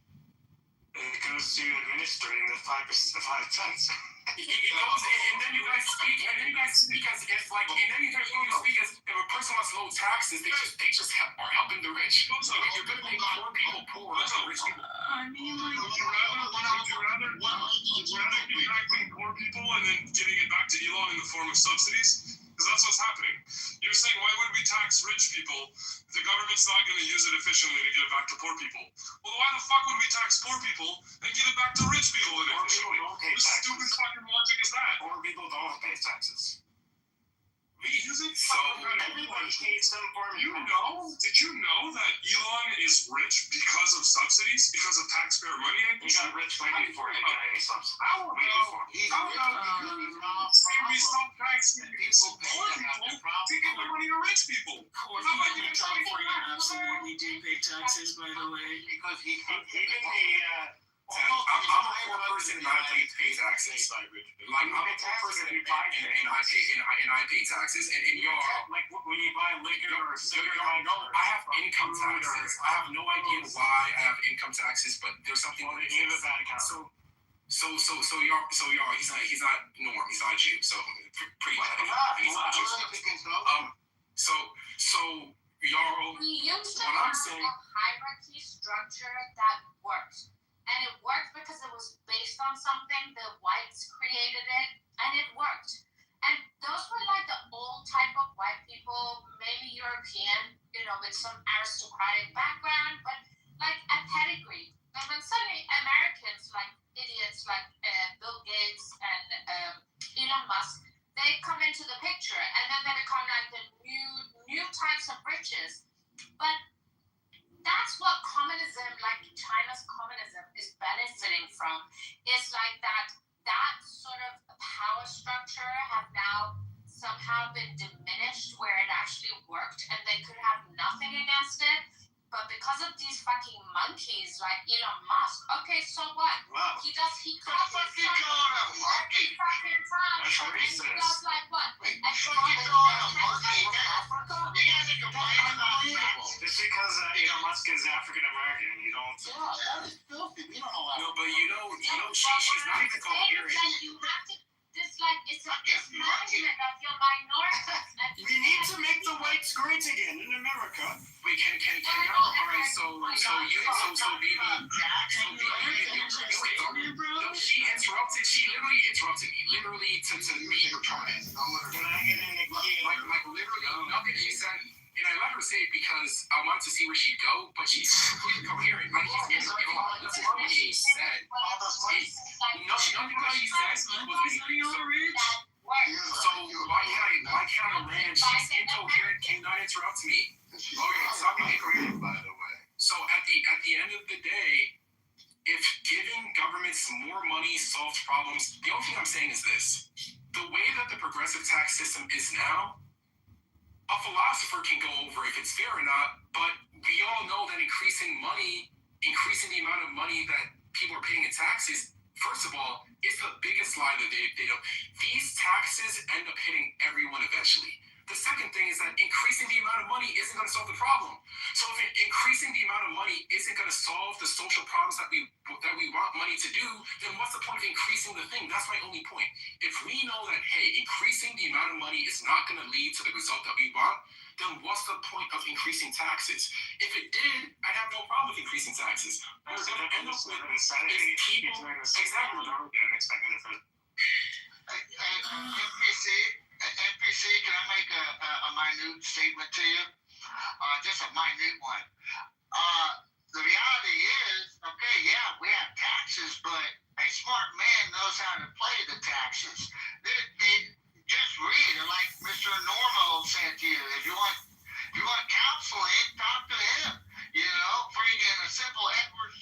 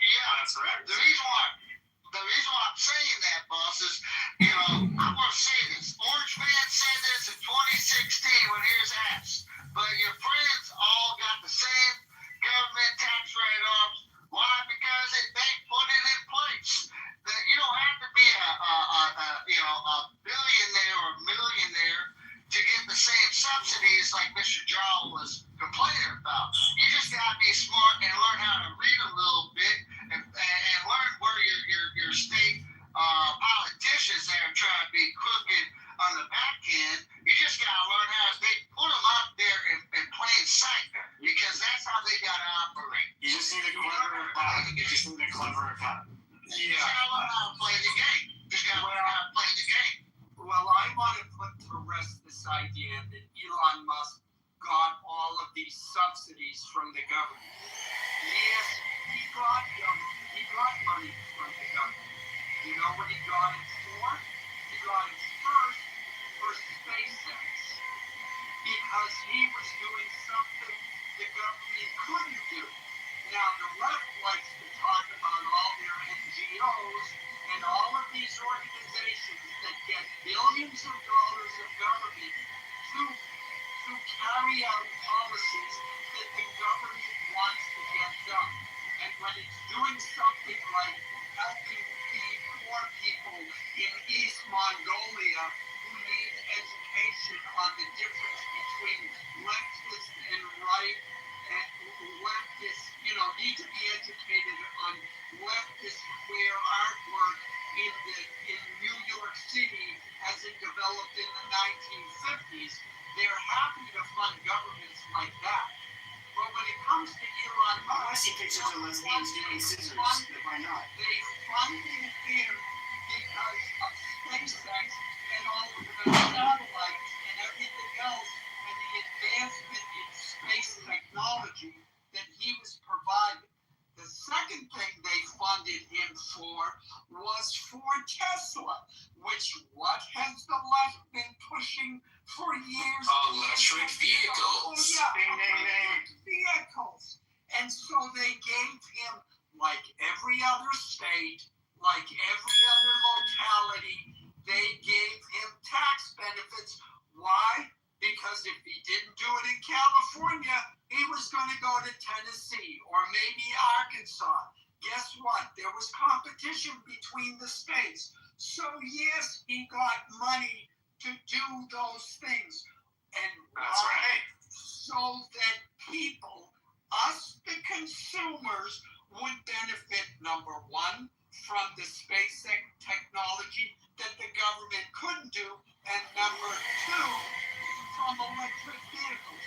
And those are things that I think, forgive me for my extreme example, but I think those things are more beneficial to us as Americans than, say, trying to teach a mother in East Mongolia about the history of leftist. They're drag queens. Drag queens. Thank you. Drag queen story outer in Afghanistan. What? What is that? Is that a thing? Yeah. So the U.S. government funding like transgender plays in Brazil, studies and all that. But that's fine. Oh, was that why George Santos was in Brazil? Well, I mean, like wouldn't that just come from a different part of the budget? Yeah, that really comes more from and like we have no overlap.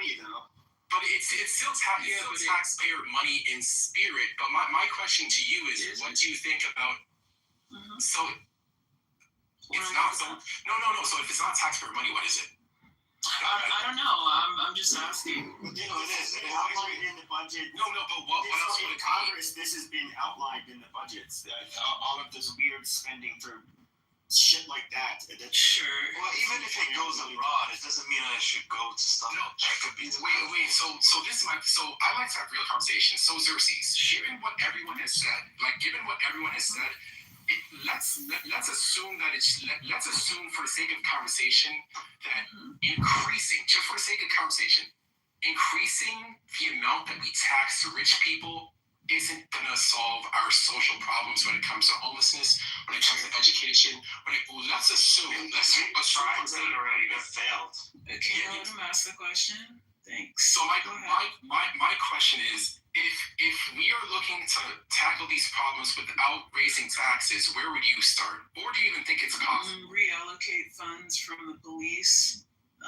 Police? Number one. Yeah, this is not. Well, this is not like a defund kind of situation, but I do know that there's like an immense amount of like unnecessary tensions. Excuse me, no, this is not. No, if you guys are gonna ask me a question, please at least let me answer. Okay. Why would you take money away from the police? I'm going to explain it. Let her explain. Yeah. So I know that working men and women. No, I'm taking money away from things. So like extra. No, oh my God, do you guys do this all the time? You like when they not leave? I'm sure they do. So helicopters, new fleets of Teslas and Chargers, things that are like not actually necessary, and like not. Oh my God! Can you shut up, David? Can you shut up? Can you shut up? Did somebody ask you this question? Thank you. And just taking, just taking like, shaving off a little bit each year and just reallocating those funds to somewhere else, to lots of other places. No, but okay, so schools primarily. So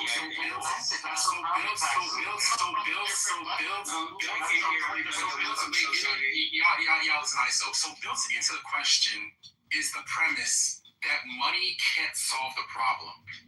Yeah. So even can't solve the problem. No. I made the hypothetical. How are you going to tell? The hypothetical is that adding money won't solve the problem. So taking away money from a police officer's new Tesla, or making sure that the sheriff office of Bay County doesn't get a new tank, like taking away their like making sure that they don't have any access to nukes and taking away their money, like the police making sure that they're gutted. No, because they're a terrorist organization. We're talking about the police, the worst people in the world. So taking away money from those people is not going to do anything because my question is, money can't help the situation. How can you help other than money? No matter how much money you add, and risking their lives every day for like people like me. So I don't know whatever kind of mindset you come from, but I don't think that's fair. So long story short, the hypothetical situation is you can't add money anywhere. You can't take away money from anywhere. Adding money is not going to solve this problem at all. What would you do to help the problem? Nothing moves without money, dude. Sorry. What about volunteering? I might work somewhere else, but nothing moves without money. Doesn't help. I mean, like, for example, improving spending, the more you spend on a school doesn't mean it's going to do better. In fact, there's like a minimal amount you need to spend. But Bill and Melinda Gates ended up figuring this out well over a decade ago. And they ended up realizing, well, it's you have to focus on a lot of things outside of the school to really make any kind of fucking difference. And often that could be, well,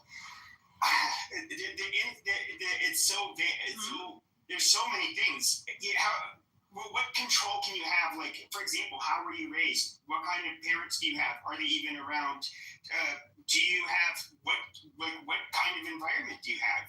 Money can't even change that. It can. No, it can't actually. I mean, for example, I work. No, it can't. I'll tell you why. When I was working with the mentally ill population here in my county, you had the Salt River Pima Maricopa Indian community, which has very large casinos and spring training facilities. They bring in a lot of money. Everybody gets a per cap check every 3 months. Mm-hmm. They make a lot of money. Now, they had a lot of issues. This is intergenerational. What they ended up having to do is once the per cap checks were coming in, they're like, oh shit, they're partying. There goes the domestic assaults, the drunk driving incidents, everything. But they're still not doing any better. The kids are still fucking up. They ended up having to put a whole bunch of these people on forced payees to make sure that they don't go out doing drugs with their money. They had to get a bunch of services basically to help the kids and to do a lot of foster parenting, honestly. And so and we don't have the ability to do this for everybody in America. So it's I'm not talking about everybody in America. I'm talking about California. What everybody else in America wants to do is fine. Yeah. So when I say like putting things into schools, this means like reintroducing like post-elementary after-school programs, something that I think actually disincentivizes people to, young people to continue their education, to stay engaged. They don't have places to go, so they run the streets. Like things that like people like Alan and Alan and Normo kind of, had these structures. It's not about what the school's job is. They asked me how else could it help, right? So like when I say school, so when I say school, I'm sorry, Normo, I didn't hear what you said. What structure do I have? Oh, like, okay, so like back in the before times in the 1900s, like you guys had like social programs, right? I don't think there were none. There were none. We had a lot less social programs in the first half of the 20th century than we did in the latter half. A lot of people don't really realize this too. A lot of those immigrants that you saw come here from Europe, a big chunk of them ended up having to go home because there was zero safety nets for them. And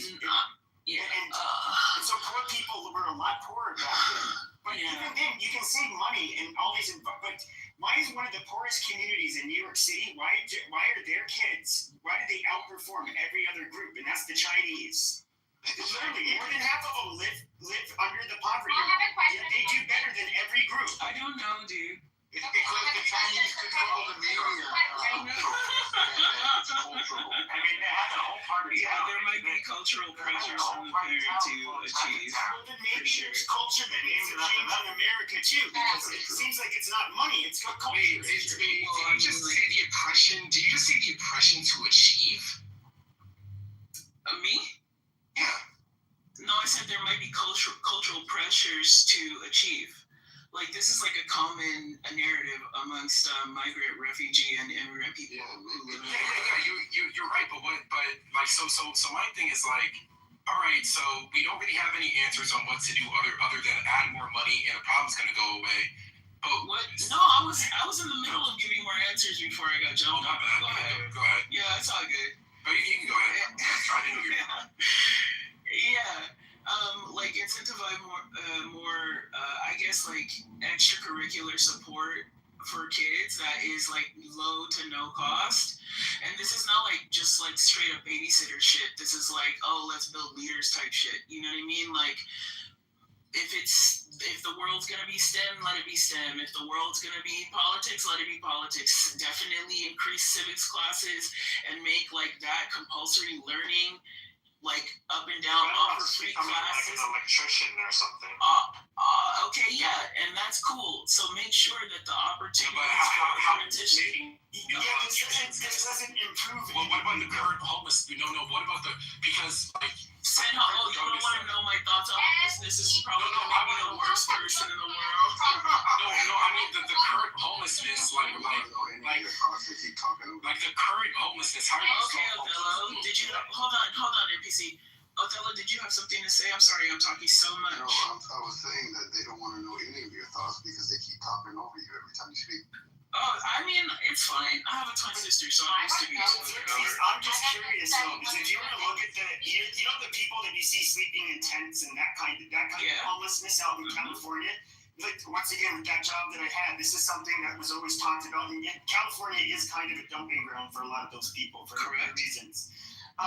These are what we consider long-term homeless. The vast majority of homeless people never end up out on the street like that. These are almost all people that are seriously mentally ill, drug addicted, but oftentimes both. That is a population that is incredibly hard to deal with. So, like, I give you an example. You can put the seriously mentally ill here, like in my county. You can find a place for them to live. We have funding for that. Now, if that seriously mentally ill person wants to do drugs, they can't do drugs where they live. Staff are they'll get kicked out. They can't have drugs at a federally or a state-funded program.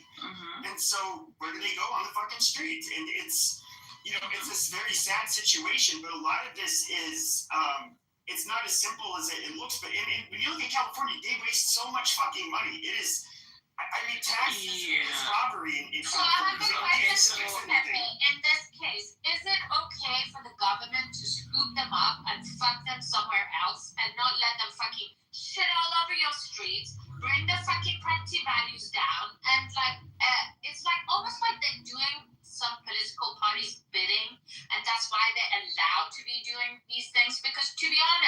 They probably could if they wanted to.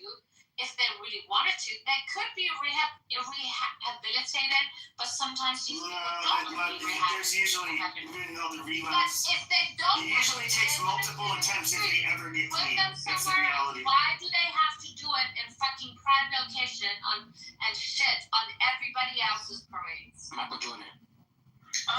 Okay, so Pepe, I'm just gonna address quickly what you said, and then we can move on. Like, homelessness for me is like a different type of issue. As a person who was homeless during the pandemic, I learned a lot about homelessness. I learned how invisible you feel and how people treat you, and I wasn't mentally ill or drug addicted. I definitely lost both my parents during this time and 5 of my family members. And so, you know, if I were built of tougher stuff, I think I would have easily sunken into the place that's claimed, you know, more than 260,000 people in California. So to me, the way to address this is to do it before, right? So like for the people who are about to lose their home, they're likely mostly families or struggling whatever entertainer thing. Create pathways so that is not as much of a future for them as it definitely is here. I can't just think of, you know, of what those things might be right now, but I'm sure that it's better than, you know, asking for money and then being like, poof, it's gone. I understand, you know, what everybody's been saying about missing money and promise projects and stuff. So this is one of those ways. Like, homeless prevention is a way to prevent, like, not just, you know, family, but people entering into a space where now you are drug addicted, now you are mentally ill, now you're slipping. And for a lot of people who are homeless, you don't want to leave homelessness because it offers you a pathway to freedom, as opposed to being locked up in a system where you have to follow people's rules, and that's not something that you've been used to for the, I don't know, X number of years you've been homeless, right? I can kind of what you're saying, but I just want to make one little point, and that's that when I say mental illness, that's, you're almost always referring to the SMI system, seriously mentally ill. So that's going to be schizophrenia and that kind of stuff, which always precedes the homelessness. And the drug addiction, they usually end up, I don't know if you've known drug addicts, but it's often, and their life ends up spiraling. They end up not being able to keep, you know. Yeah, I'm aware. It's incredibly hard to battle back from that, for sure. So I would also bring back mental health facilities, aka like the loony bin, but make it like less inhumane and more ethical. You know what I mean? The reason they closed down in the first place. The problem is that our fucking population is like spiraled out of control. It's like maybe 20, 30, 40 years ago, it would be easy just to put people away in like these asylums. They were like almost like, you know, like 4 4-star hotels. But today, it's like there's so many of us everywhere. No, they really weren't. I don't know. Maybe that's on the East Coast. There's so many of us. So even if it's like, let's say society was trying to like deal with like that part of their communities, it's like, how are we going to find funding for that? Where are we going to put them? And it's like, but maybe some more emphasis put on this instead of like, you know, maybe we have to come to that. Sorry. What she said she felt invisible when she was homeless. Now, that is almost entirely true of the homeless and seriously mentally ill population. They tend not to be civically engaged. They tend to have no fucking voice anybody will listen to. Nobody is going to, you know, unlike, I don't know, some of the lobbying groups who are going to fucking hound all of the politicians to get, you know, favors and, you know, spending on things that will benefit them and help make them more money. The homeless they have nothing. I mean, yeah, unless, you know, and it's hard, unless you are a person who is like, you know, was civically minded before you entered homelessness. I mean, like, once that time in your life levels out, you become, I've seen, incredibly energized to speak on other people's behalf. But yeah, I mean, like, it's a grueling process, and like, you know, I'm kind of split. I think a lot of people come to California, especially Southern California, to just kind of use it up for its wares. I wish those people would go back to where the fuck they came from, instead of being on meth in 6 months and becoming homeless. I wish that this wasn't a city of dreams that makes people delusional, so that they could go back to Iowa, Montana, Idaho, Ohio, Kentucky. I would much rather be in Southern California than. Of course, because it is actually climatically more lucrative for people to be. You literally will. I mean, like, you know, weather-wise, you are less likely to die. Other people, good luck to you, but at least you won't die in the snow and nobody will find your body until it does. Okay, so like, I understand that part, but it can't continue to be like that with just no services for those people to actually actively engage in, right? And all of that takes active work, and it takes people who actually are dedicated and really care about the state. And I don't think, you know, the one criticism I will make right now of the government in California is that I think we have like some politicians on both sides and in the middle, shout out independents and fucking libertarians, who just don't give a fuck about the state, and they care about power, and they care about their voice, only theirs, right? And their families, and like the intents of their their legacy, their lineage, or what they came from, or whatever. And really, the state's too big for it not to be a collective effort, and for people not to, you know, kind of not work together, but just, you know, be down to be progressive and move forward, trying whatever. So, you know, there are a lot of solutions that can help a lot of things. Is it any of that shit gonna happen? No. People only respond to suffering, so may the best man win. And sometimes I remember, so I have this one coworker. She doesn't eat any processed food, okay? Our office is on the 13th floor. Okay, we have elevators, really, really high-tech elevators. Every single morning, she elects to use the stairs, okay? She's rich as hell. Like, she's rich as hell. She's like 65. She's like the most healthy person I've ever seen. No sugar, no processed foods. And it's not because she's diabetic. She's just super, super healthy for some reason. And she saw me eating a Pop-Tart, right? And when she saw me eating the Pop-Tart, it was like I was eating sewage. Like, she was like, oh my God, how can you handle that? That's too much. That's too sweet. To me, it was heaven. When you look at some homeless people in California, they're in heaven. There isn't any money that you can give them to not make them an addict, because that's what addiction is. Coming from a former addict myself. Like, that's what addiction, it's a mental health issue. So the reason why I asked you the question I asked you, Xerxes, is because through this conversation, we're starting to realize that there are so many human problems that are much bigger than writing a check away. And the homelessness is one of those problems. They actually have access to services. A lot of them don't want to live within the perimeter to receive those services. You can't force them to. You can't put a gun to their head. The other problems we're talking about, the home issue. The reason why the homes are expensive in California is because the people who are upper middle class who own the homes are really, the middle class is keeping the lower class out of owning homes. It's not even the rich. It's not even BlackRock. It's middle class people wanting to have their homes appreciate, so they're just against multifamily properties in their neighborhoods, which increases artificially the price of homes. That's why the single family home issue in some parts of California is an issue. And that's because of democracy.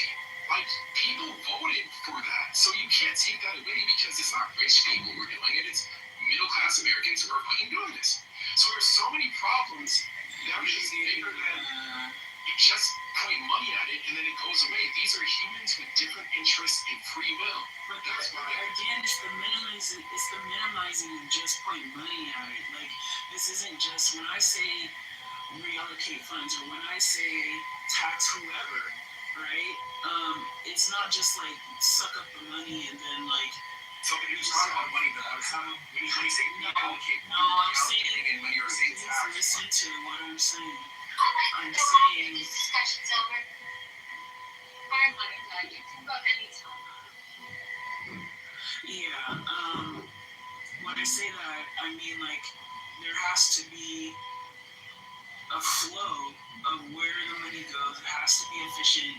People who are trustworthy and not crooks, which is a problem in different places here, have to be in charge of this stuff. And there has to be a set of checks and balances and an efficient model of getting this stuff rolled out.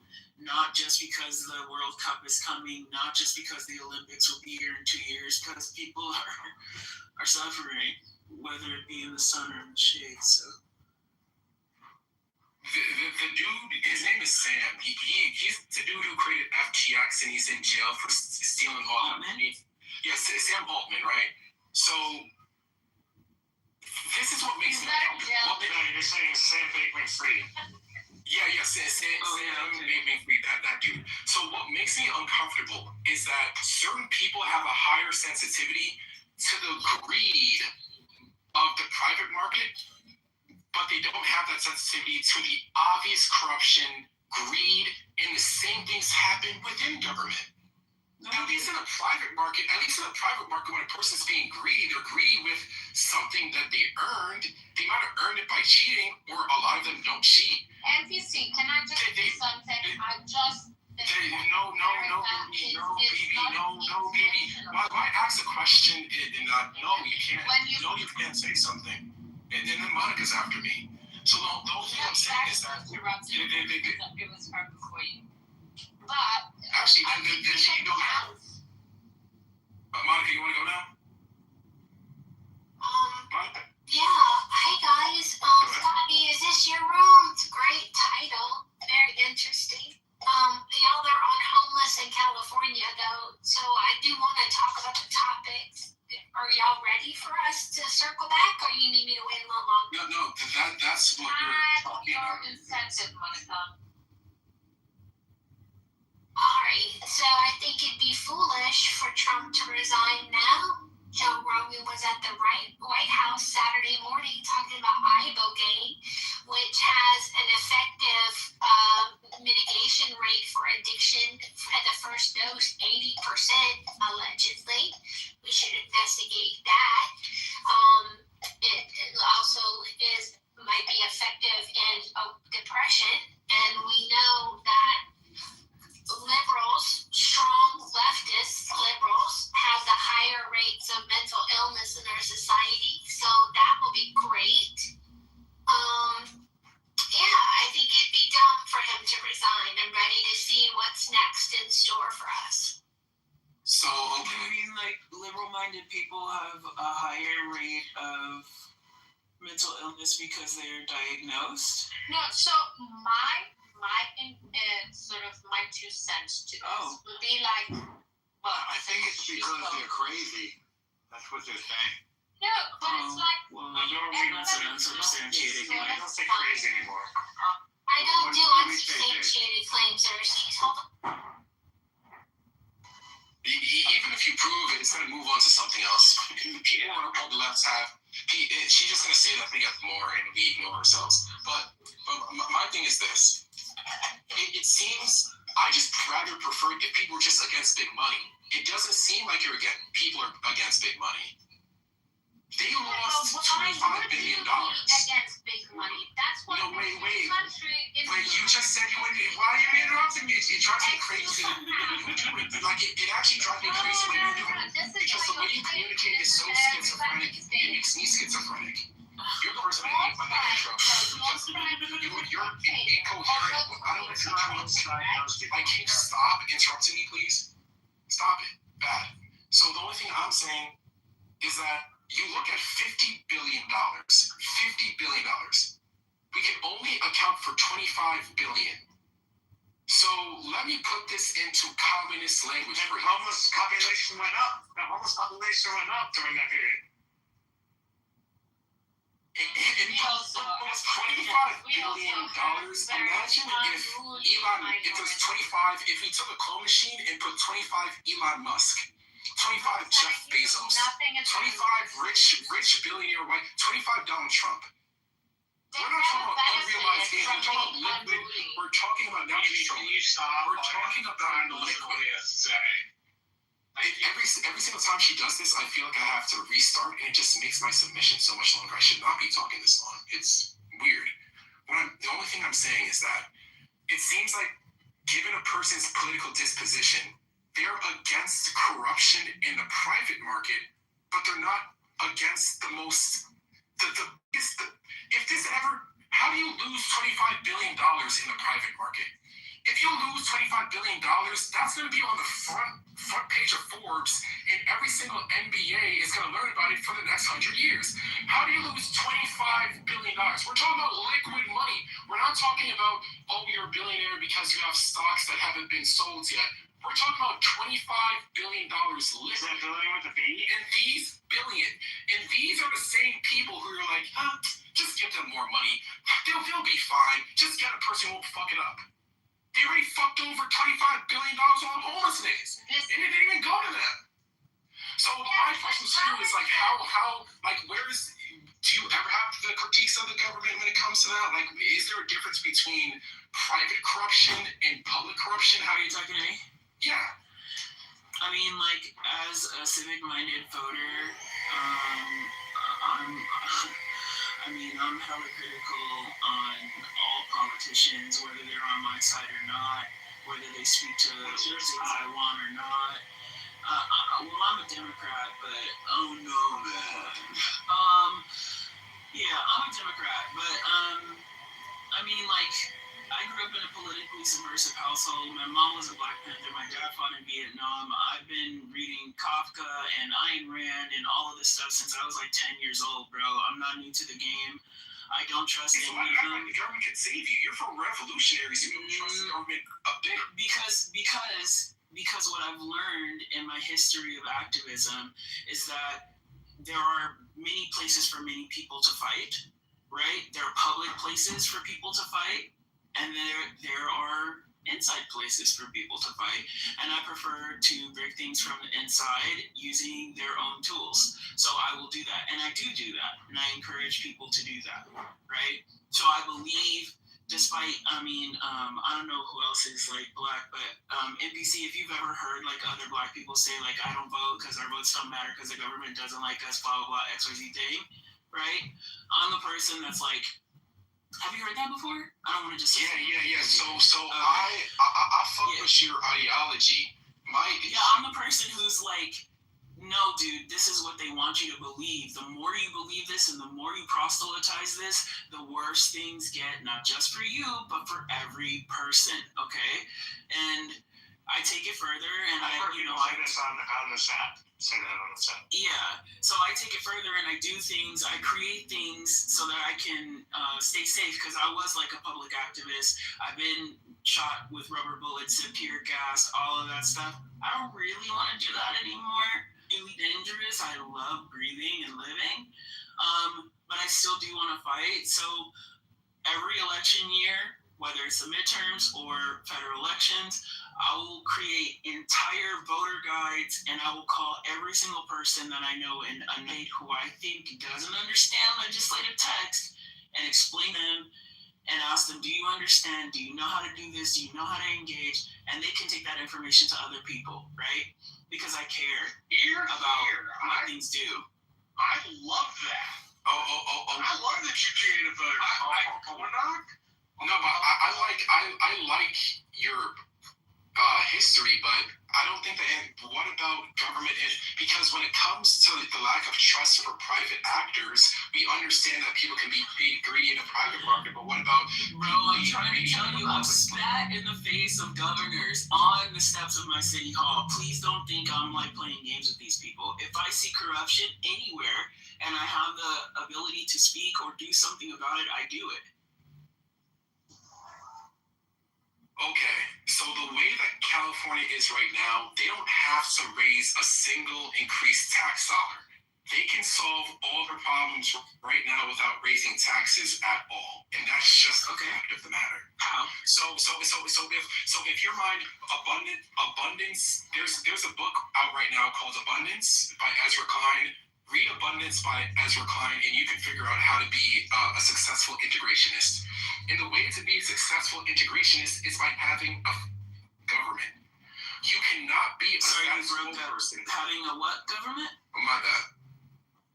Efficient government. Oh yeah. Cannot be an integrationist without having efficient government. Because if you don't have efficient government, gaslighting everyone who's smarter than you. What? Okay, he'll stop now. He promises. Go ahead. Yeah, so if you don't have efficient government, what you're going to have are people who criticize the government justly because they're inefficient. And then you're going to have people who defend the inefficient government just because they're status quo. But you're going to have what you have right now.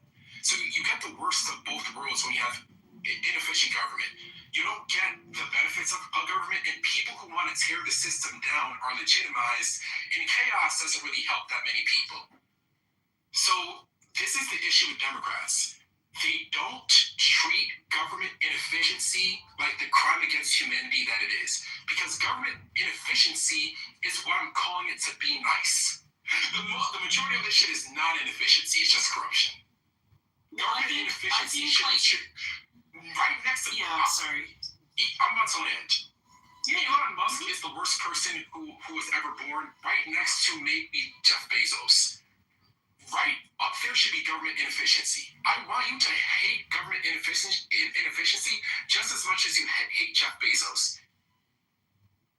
Yeah, that's what I think the grace that you guys have heard from me is my thoughts of like, well, if I, there's always the question of if you were in control, right? Like if I were to do it, how would I do it?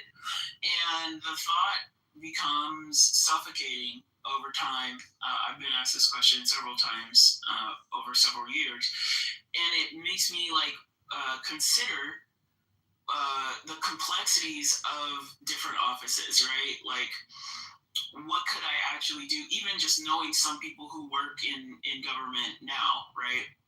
Like, one of my friends who I used to dance with was running for office, and I yelled at him. I said, well, like, why would you want to work for these people? What do you mean? Like, are you okay? And he's liberal, but still, I asked the question, like, like, I don't know, like, is your soul good, bro? And he was like, I just want to expose these motherfuckers. And I was like, oh, you're never going to get anywhere if that's your goal, right? And I'm happy I was wrong. Because he absolutely did get elected, and he has been exposing these motherfuckers left and right for like a few years now, so much so that they want him gone. He's young. He doesn't give a fuck. He uses all of the things that the young people like to see, big old billboards, memes, all of it, to just expose the corruption and to what. Moral victories. You love moral victories. No. These are real victories because he's showing people raw data of like charts of how much money is being spent in the county on different things and how little of that goes to us. No, but we already and what know they can that. do. By the way, your friend is amazing. Well, a lot of people don't know that. No, but a lot of people out.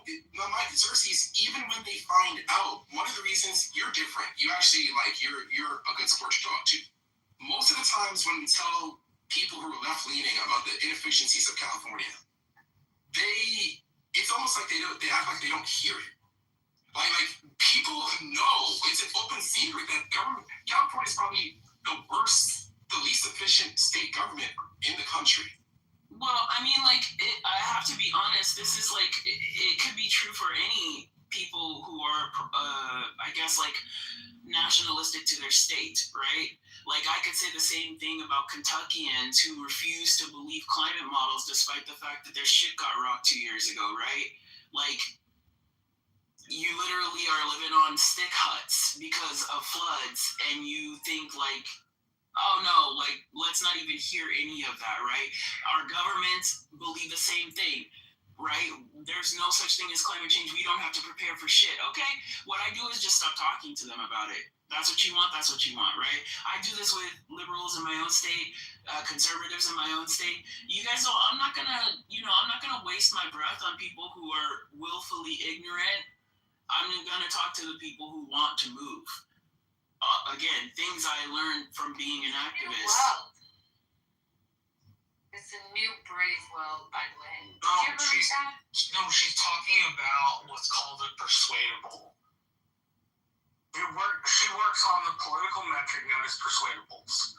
People whose lives she can make a difference in, and with the information and experience she has that she provides. Right? And I don't really care like what side you're on either. Like although I exist, on the left, I don't, unless you're actually just being a fucking like bigot, racist, or an asshole, I'm still gonna give you the time of day. I'll still engage with you. Honestly, in good faith, all of those things, we can talk about it. We can walk away, shake hands, be friends, whatever it is you want. We can do all of that stuff as long as it equates to like movement. Right? What I can't do is people who are stagnant in their ideas. I don't care if your ideas are like the only people that matter are women and we should only fight for women's rights. This is the most important thing. To me, that's stagnant. I'm sorry. Like, there are tons of people suffering. As a woman, I understand the plight of females. And it's real, right? I'm not dismissing it. But, like, also, what else, though? You know what I mean? Because the what else is what gets us, to tie our shoes and to start walking. I'm just not, I'm no longer interested in people who are just here for a fucking ride, bro. Like, you know what? Something that you said kind of, maybe y'all want to talk more. I haven't seen a climate change. I haven't. Also,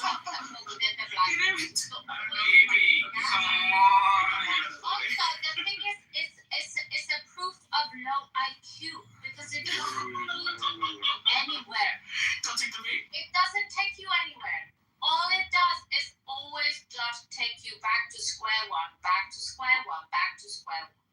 Because it doesn't work that way, unfortunately. I don't know if it comes from a like 200 and go back to go. If it comes, but even if it's proud, if you're proud of the system, it's like but then you're like, oh, okay, something is being done wrong in the wrong way, but because I'm proud, I want it to be done in the right way. But so what is it? That's subjective. My way is subjective. What is it? No, what is it with you? It's like even your women can figure it out. Like, no, but you keep trying and you keep trying, and if it doesn't work for you, you just gaslight. And then you're like, oh, it's the Jews' fault, or it's the whites' fault, or it's Trump's fault, or it's like whatever. But it keeps, and then you get on an American side, you get overrun by the fucking. How about we stop fighting for those fucking faggots who have not even married her, who used to be like lawn mowers.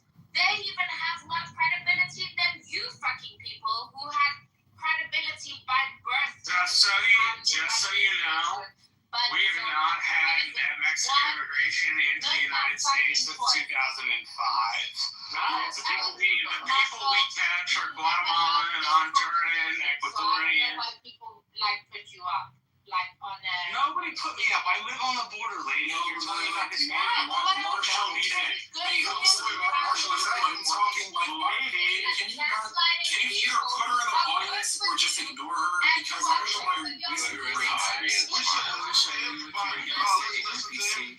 Xerxes put her in the audience. Alright, I did. I got it. I think that's what happens. Oh, I thought you weren't going to do any moderation without top left's permission.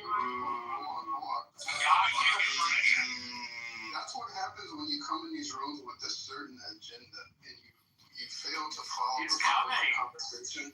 And so, BB, man, you have this agenda to attack black people, and it's like we're not even there. I love black people. She loves black people. She's never racist to black people on it. I love Put her down, people. Put her down. Let her talk. Put her down. I'm a fucking person. I know when my BB, go down. BB, go down. Bro, Jason, shut the fuck up. Yeah, we're talking about American issues. Stay on topic, girl. Go start a room if you want to hyper focus on. That's fine. Look, if we just shown you. Okay, I'll just finish what I was saying. You're sick, awesome. Put a button in it. Yeah, I just have to nip it in the bud. Stay on topic, man. Okay, so some of y'all have amazing listening skills, but when a person's being completely incoherent, they might as well be drunk. Just treat them like a drunk person. Don't try to go back and forth with them like they're saying anything coherent because they're not. Hey, be nice to us. Yeah, so the only thing that I'm saying is that I was going to pivot over to climate change because I haven't seen a climate change room. And Xerxes, you're talking about climate change, and I haven't seen a climate change room in a minute. I thought it was global warming. Yeah, I just it was global warming, and then they had to update the lie. Well, I don't talk about it anymore because for people who don't either understand or have a firm belief in climate change, it's just there's nothing really to say at this point. And for people who do, we all know that, I mean, you know, it's pretty much a wrap. And let me ask you two questions. Is the climate changing, yes or no? Well, the climate is always changing every day. No, is the climate changing, yes or no? It's his reason. Yes. Okay, correct answer. Can spending more tax dollars solve it? Well, money can't solve climate change, and we are far beyond the point of solving climate change. It is now about mitigating. 1 second, please let me finish my answer. So now it needs, the conversation, at least for the people in the North, needs to be about mitigating harm and potential fatalities. But why is most of the agenda, at least from the governmental part, about increasing taxes if money can't solve the problem, if it's already too late? Whatever reason, whether it's natural, whether it's man-made, the same scientists that you believe in have said that you can't reverse it. So what's the point of increasing taxes because climate is changing? So when you, I'm assuming that the tax dollars or whatever fund is accrued would go to like research in mitigation for harm. You said and research for why am I forgetting what it's called? But like just like disaster prevention or something. No, but we can't disaster prevention and but we can't prevent it. You know, like not climate prevention, disaster prevention. But money won't solve it. That's not true. No, it doesn't. It doesn't matter how much money you give the state of Louisiana. That is not true. At a certain point, it's still going to be what it's going to be in 100 years. It doesn't matter how much money you give the state of Louisiana. That is not true. Maybe, but then you said something that's even better. Yeah. You said assuming. But your parents are like Black Panthers. Like, so you're assuming. Well, first of all, you're assuming that the government. You're assuming the reason why the government wants to. The American government wants to tax more people is because it proactively, 100 years before, 200 years, all this research is the government. Our government's known to be proactive. Like, you believe that the American government is proactively trying to help its citizens to. I think that some governments maybe not our government as. No, I'm speaking about our government because I only know the climate lobby in our government. Yeah. I think you can kind of get the main idea that the climate lobby, the prescriptions that it gives doesn't match the illness nor the medicine. Like none of it. Well, I mean, the climate lobby and climate scientists would be speaking to people who, largely for 40 years at least, maybe even more, who like initially don't really understand the concept that they're trying to describe, right? It does just kind of set in as panic or fear mongering, and then you go into like a 30-year lifespan of greenwashing and making people believe that they're doing something when really these things, they help, your immediate surroundings, but what's actually happening, what's been done, it doesn't help that much. Even Bill Gates has pulled away from the climate situation. Like it's on, and nobody cares at this point. So. But this is what I said about having debates surrounding climate change. I don't do it personally because what am I to say to people? It is just kind of like, we'll wait and see then. No, when one volcano going off causes more harm to the world, than a million cars. I mean, that has nothing to do. That has nothing to do with climate change. But bringing it up, What goes in the atmosphere has to do with climate change. When erupted the last time, we're talking. So the world temperature by a degree. Yes, I understand. I know all of that stuff. When people are talking about climate change and climate science, they're talking about human impacts on the climate, not geological disasters. When one volcano can cause more disruption than all humans on Earth, yes, then it's not an issue. It's not. That's an insane thing to say, but you go ahead and have that statement to your side. I think it's like, how's that insane? I think there's a fair take that, like, if we're going to put, hundreds of billions of dollars into mitigating the risk, that, to keep the temperature 1 degree lower, but there are these other risks that we just can do nothing that can raise the temperature by 1.5 degrees, then maybe we got to think differently about this problem. Correct. So this is why I said, Jason, it's about mitigating risk and harm to like fatalities, right? So this isn't like risk and harm to like take down the percentage of the earth cooling. This is like, how do we create or focus on infrastructure models that help people survive things like Hurricane Katrina, the floods in Appalachia, like, if we're going to take it out of America, the numerous floods last summer and the summer before in the Mediterranean and the global south, like there are people who live at the most exposed points of these things, of these kinds of disasters, which would be at the equatorial countries and at either side of the tropics. And these are some of the poorest countries. They are leading research on this because they know that they are the most at risk, right? So when I listen to people talk about these things, and it's gone past a belief in climate science. You don't have to believe it in order to know that something can take you out. That is because of this thing. You can choose to ignore it, and then you'll be the person that's on. Like, I'll be you guys in the room. You can choose to ignore it, and then you'll be the person on the news saying, "I didn't know that this could happen. This hasn't happened in X amount of years. I heard about this from my grandma. We're just gonna rebuild." You can be that person till the end of time, till it gets you or it doesn't, whatever. Until it gets you, or do you even understand the models that you believe in? Because yeah, I do. Like none of the models say that anything. Well, like you guys remember the movie 2012? Like, you guys remember the movie 2012? But like, none of the things in 2012. Yeah, none of the things in 2012 happened within our lifetime. And even if they did happen, it wouldn't happen like that. Like, what do you? This is what I mean. What are you talking about? Like, none of So I'm talking about an increase in intensity. You're asking a question, I'm going to answer. You're asking about an increase in intensity of climatic disasters, right? An increase in the number of, 1 second, I'm still speaking.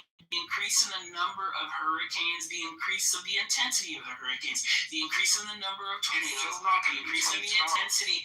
Yeah, but nobody is expecting. Nobody is sea levels. 2012 is a movie. I know it is. What you said you didn't know what it was, but obviously you know what it is now. What do you mean? I know it's the sea levels. Listen, we're talking about Louisiana. We're talking about certain parts of Florida. We're talking about the type of climate change and the Dust Belt. No. Yeah.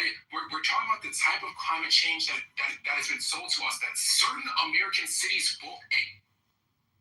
About a really, really harsh storm. We're talking about the sea levels rising to where some cities aren't it's all cities part of that. anymore. Yeah, that's not true. That's not going to happen. I mean, you can say that now because it's not true right now. No, of course you can say that. Science doesn't even show that. If you rewatch, who's the vice president? What's his name? Al Gore. You watch his Inconvenient Truth. What he proposes in that movie, based on studies that he was referencing, we should all be underwater by now. But it's no, we should not be underwater. So they had the dramatic animation showing where all the cities are going to be across the country. They're all going to be underwater. He showed that animation. That was part of the. Tell us the years. It's crazy. I agree with you. That's what he put in his movie. Tell us the year. David's wrong. He doesn't know anything. But tell us the year tell us the year where it's going to be estimated that certain American cities are going to be underwater. Tell us the year. I don't know if I am clairvoyant enough to say that. No, but the science. We're not talking about being able to science. Yeah, he's not asking what you science. He's asking what are some common predictions about that? Oh, I don't know. There's some sites where it already should have been underwater. Oh, okay. Did you want to answer, David? Go ahead. He's not gonna answer with anything, but I think the broader point, the point I appreciate MPC raising, okay, is he's ultimately saying, well, look at the tax policies in developed countries, in California, in America, in Canada, and Western countries. What are all these northern countries? What do they think they're accomplishing? These low population, in many cases, very low population countries. What do they think they're accomplishing by taxing gasoline at the pump? Okay, this will accomplish nothing for the climate. Zero. It will just haul a bunch of money into the government. They want people to but that amount of government, that amount of money coming into the government is not earmarked for anything. Okay, to do with the climate. They're just spending the money. Okay, not that carbon taxes. No, they are not, David. No, I mean the gas tax. No, there are specific gas taxes in some of these countries for the environment. Oh, well, that's stupid. Okay, yeah, well, you just don't know what you're talking about, so shut up. So these kind of taxes, they cannot accomplish anything. Okay, they are theatrical, all right, and they are a way, though, for the government to get big, which it loves to do. Okay, the government just loves to take money and get big. That's just a natural thing for it to do, based on this climate story and many other stories of like goodness or justice or whatever are leveraged in the same way. Okay, and that I think is a really fair point here. All right, you can't just be like, it's nice that the government tells me a nice story about something that's a problem, and they say, okay, there's a tax about it, and it's like, okay, what is this? But then the part about like, well, what does the tax have to do with doing anything about it? That part of the story is left out. And are we asking this question? Are we insisting on any kind of relationship there? No, we're not. Okay. So why don't you become a Republican and support Donald Trump? Okay? I would never do that. I prefer my presidents having the ability to read. Yeah. No, that was a perfect way to end that line of questioning, dog. I'm just goofing around, okay? I'm just goofing around. No, that was so funny. So I got some ideas for this. As a landowner, I've noticed differences in the climate, increased droughts, sometimes heavier rains. But two things we could do in my area in particular: mangrove to hold the coastline together, which is really important, and then plant seagrass. Like we have a place called Laguna Madre, and Laguna Madre is basically all seagrass. That promotes oxygen in the ocean, which helps the atmosphere. Apparently we get 2 out of every 3 breaths from the ocean. So there are two things we could invest in that, are natural and would be a really good thing and, help produce more oxygen. But this doesn't matter, Marshall. If the carbon tax went immediately to funding an institution that made pollution less, because plastic, in my opinion, plastic pollution is the single worst thing that we're doing to the planet. The microplastics, if you catch salmon in the middle of the Atlantic, it's still going to have fabric softener in it because of what we do to the planet. So, in my opinion, I feel like climate change is dangerous. And the reason why it's dangerous is because it flattens what it means to care about the earth. Instead of caring about things that are really actually going to move the needle, not a fucking solar panel that's going to end up in a landfill that we have to destroy the plants to even mine the materials for, not a fucking windmill that's going to kill all the birds and kill all the whales, not none of those, but actual things that change the planet. We're not focusing on nuclear energy. We're not focusing on thorium reactors. We're not focusing on getting plastic out of our lives and off our planet. But instead, we're focusing on a big tidal wave that's not going to come when or how they say it's going to come. I mean, you can't, just like I can't predict if it's going to come, you cannot predict if it's not, right? So I think we should maybe stay out of the realm of No, the models, the scientific models that you love show it's not. You know, you have this really interesting way of framing things that are intentionally antagonistic, and while I'm not provoked by them, I do find them a nuisance. I think the projected model is for 2050, and that's the one that I have learned for, I don't know, 3 years. Okay, great. So in 2050, Miami's not going to exist. Lafayette, maybe. I mean, it's possible, right? Yeah, exactly. So that was your answer. You said you didn't know before. Now you found the study. So before, basically, I'm 27 now. So before 2050, yeah, I'll still be alive then, hopefully. So most of the people in the room are going to be alive when Miami is absorbed by the climate monster. I mean, it's possible. It's also, you know, there are a myriad of things that can happen in between then and now. Yeah, there are. But government policy can't be based on like, well, we don't know if it's going to happen. We don't know if it's not going to happen. So let's take everybody's money for the tidal wave. That may happen or may not. You know, you gotta have a good reason to take people's money. Yeah. So. And we gotta push back on the government when they don't have a good reason. Yeah, so I kind of agree with you in the sense of like it should be direct and clear about what, you know, funds are going to be used for what, and those plans immediately go into action. They absolutely incentivize those communities, maybe even, you know, by way of making jobs for those communities because somebody has to put the shit together. You know, all good things. I just don't know. I do know. Often when people say things like this, they say this in effort, and I'm not accusing you of this, Jason, but they say this in effort to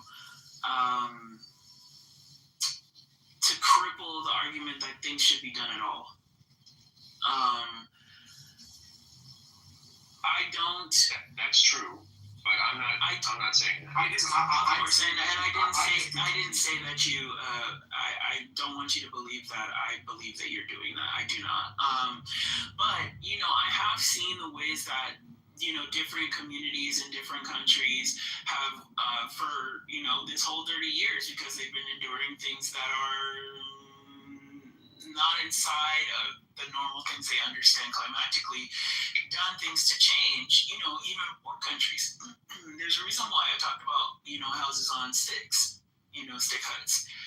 It's because, like, you know, in places where people can't, like, build strong foundations because they likely don't have, like, a ton of materials, time, money, whatever, they just build their houses on sticks so that the floodwaters can pass and they're less likely to endure, you know, hardship or death, right?